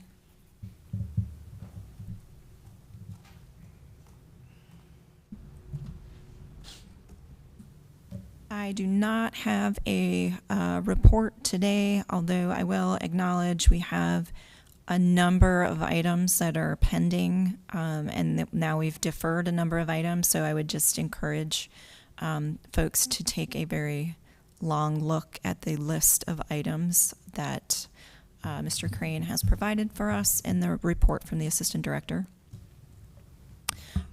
We'll go on to report of members, and we can just go down the line. Excuse me, the Infrastructure and Mobility Committee will be meeting this Thursday at 3, immediately before the Committee of the Whole meeting in room 305. We have 2 cases that we will attempt to hear in 50 minutes. I might also just toss out that we have a lot of cases coming up with traffic and transportation issues. If you would like to send them to infrastructure and mobility, we'll be happy to try to accommodate them in our 50 minutes. Any report? No report from Strategic Planning Committee. Nothing scheduled. If there are needs to put cases into Strategic Planning Committee, we can certainly look at those there. Well, I happen to recuse myself from a case that we're seeing next week, C-3122, so I just want to bring that up, that I request to be recused from C-3122. Excellent. That's all I have. Is that on the 30th? It's on the 30th. I think it's on the, I'm not sure. I was told it was on the 30th. I know. And what time is the meeting on the 30th? 9 o'clock in this room. All right, if there's nothing else for the good of the order, that concludes our planning commission meeting. Or do you have a report you want to get out? There we go. No, I mean, just, we have 3 items on the 30th for text change to review as well. Thank you. I will say we had a record time for our Friday meeting, so kudos to the team.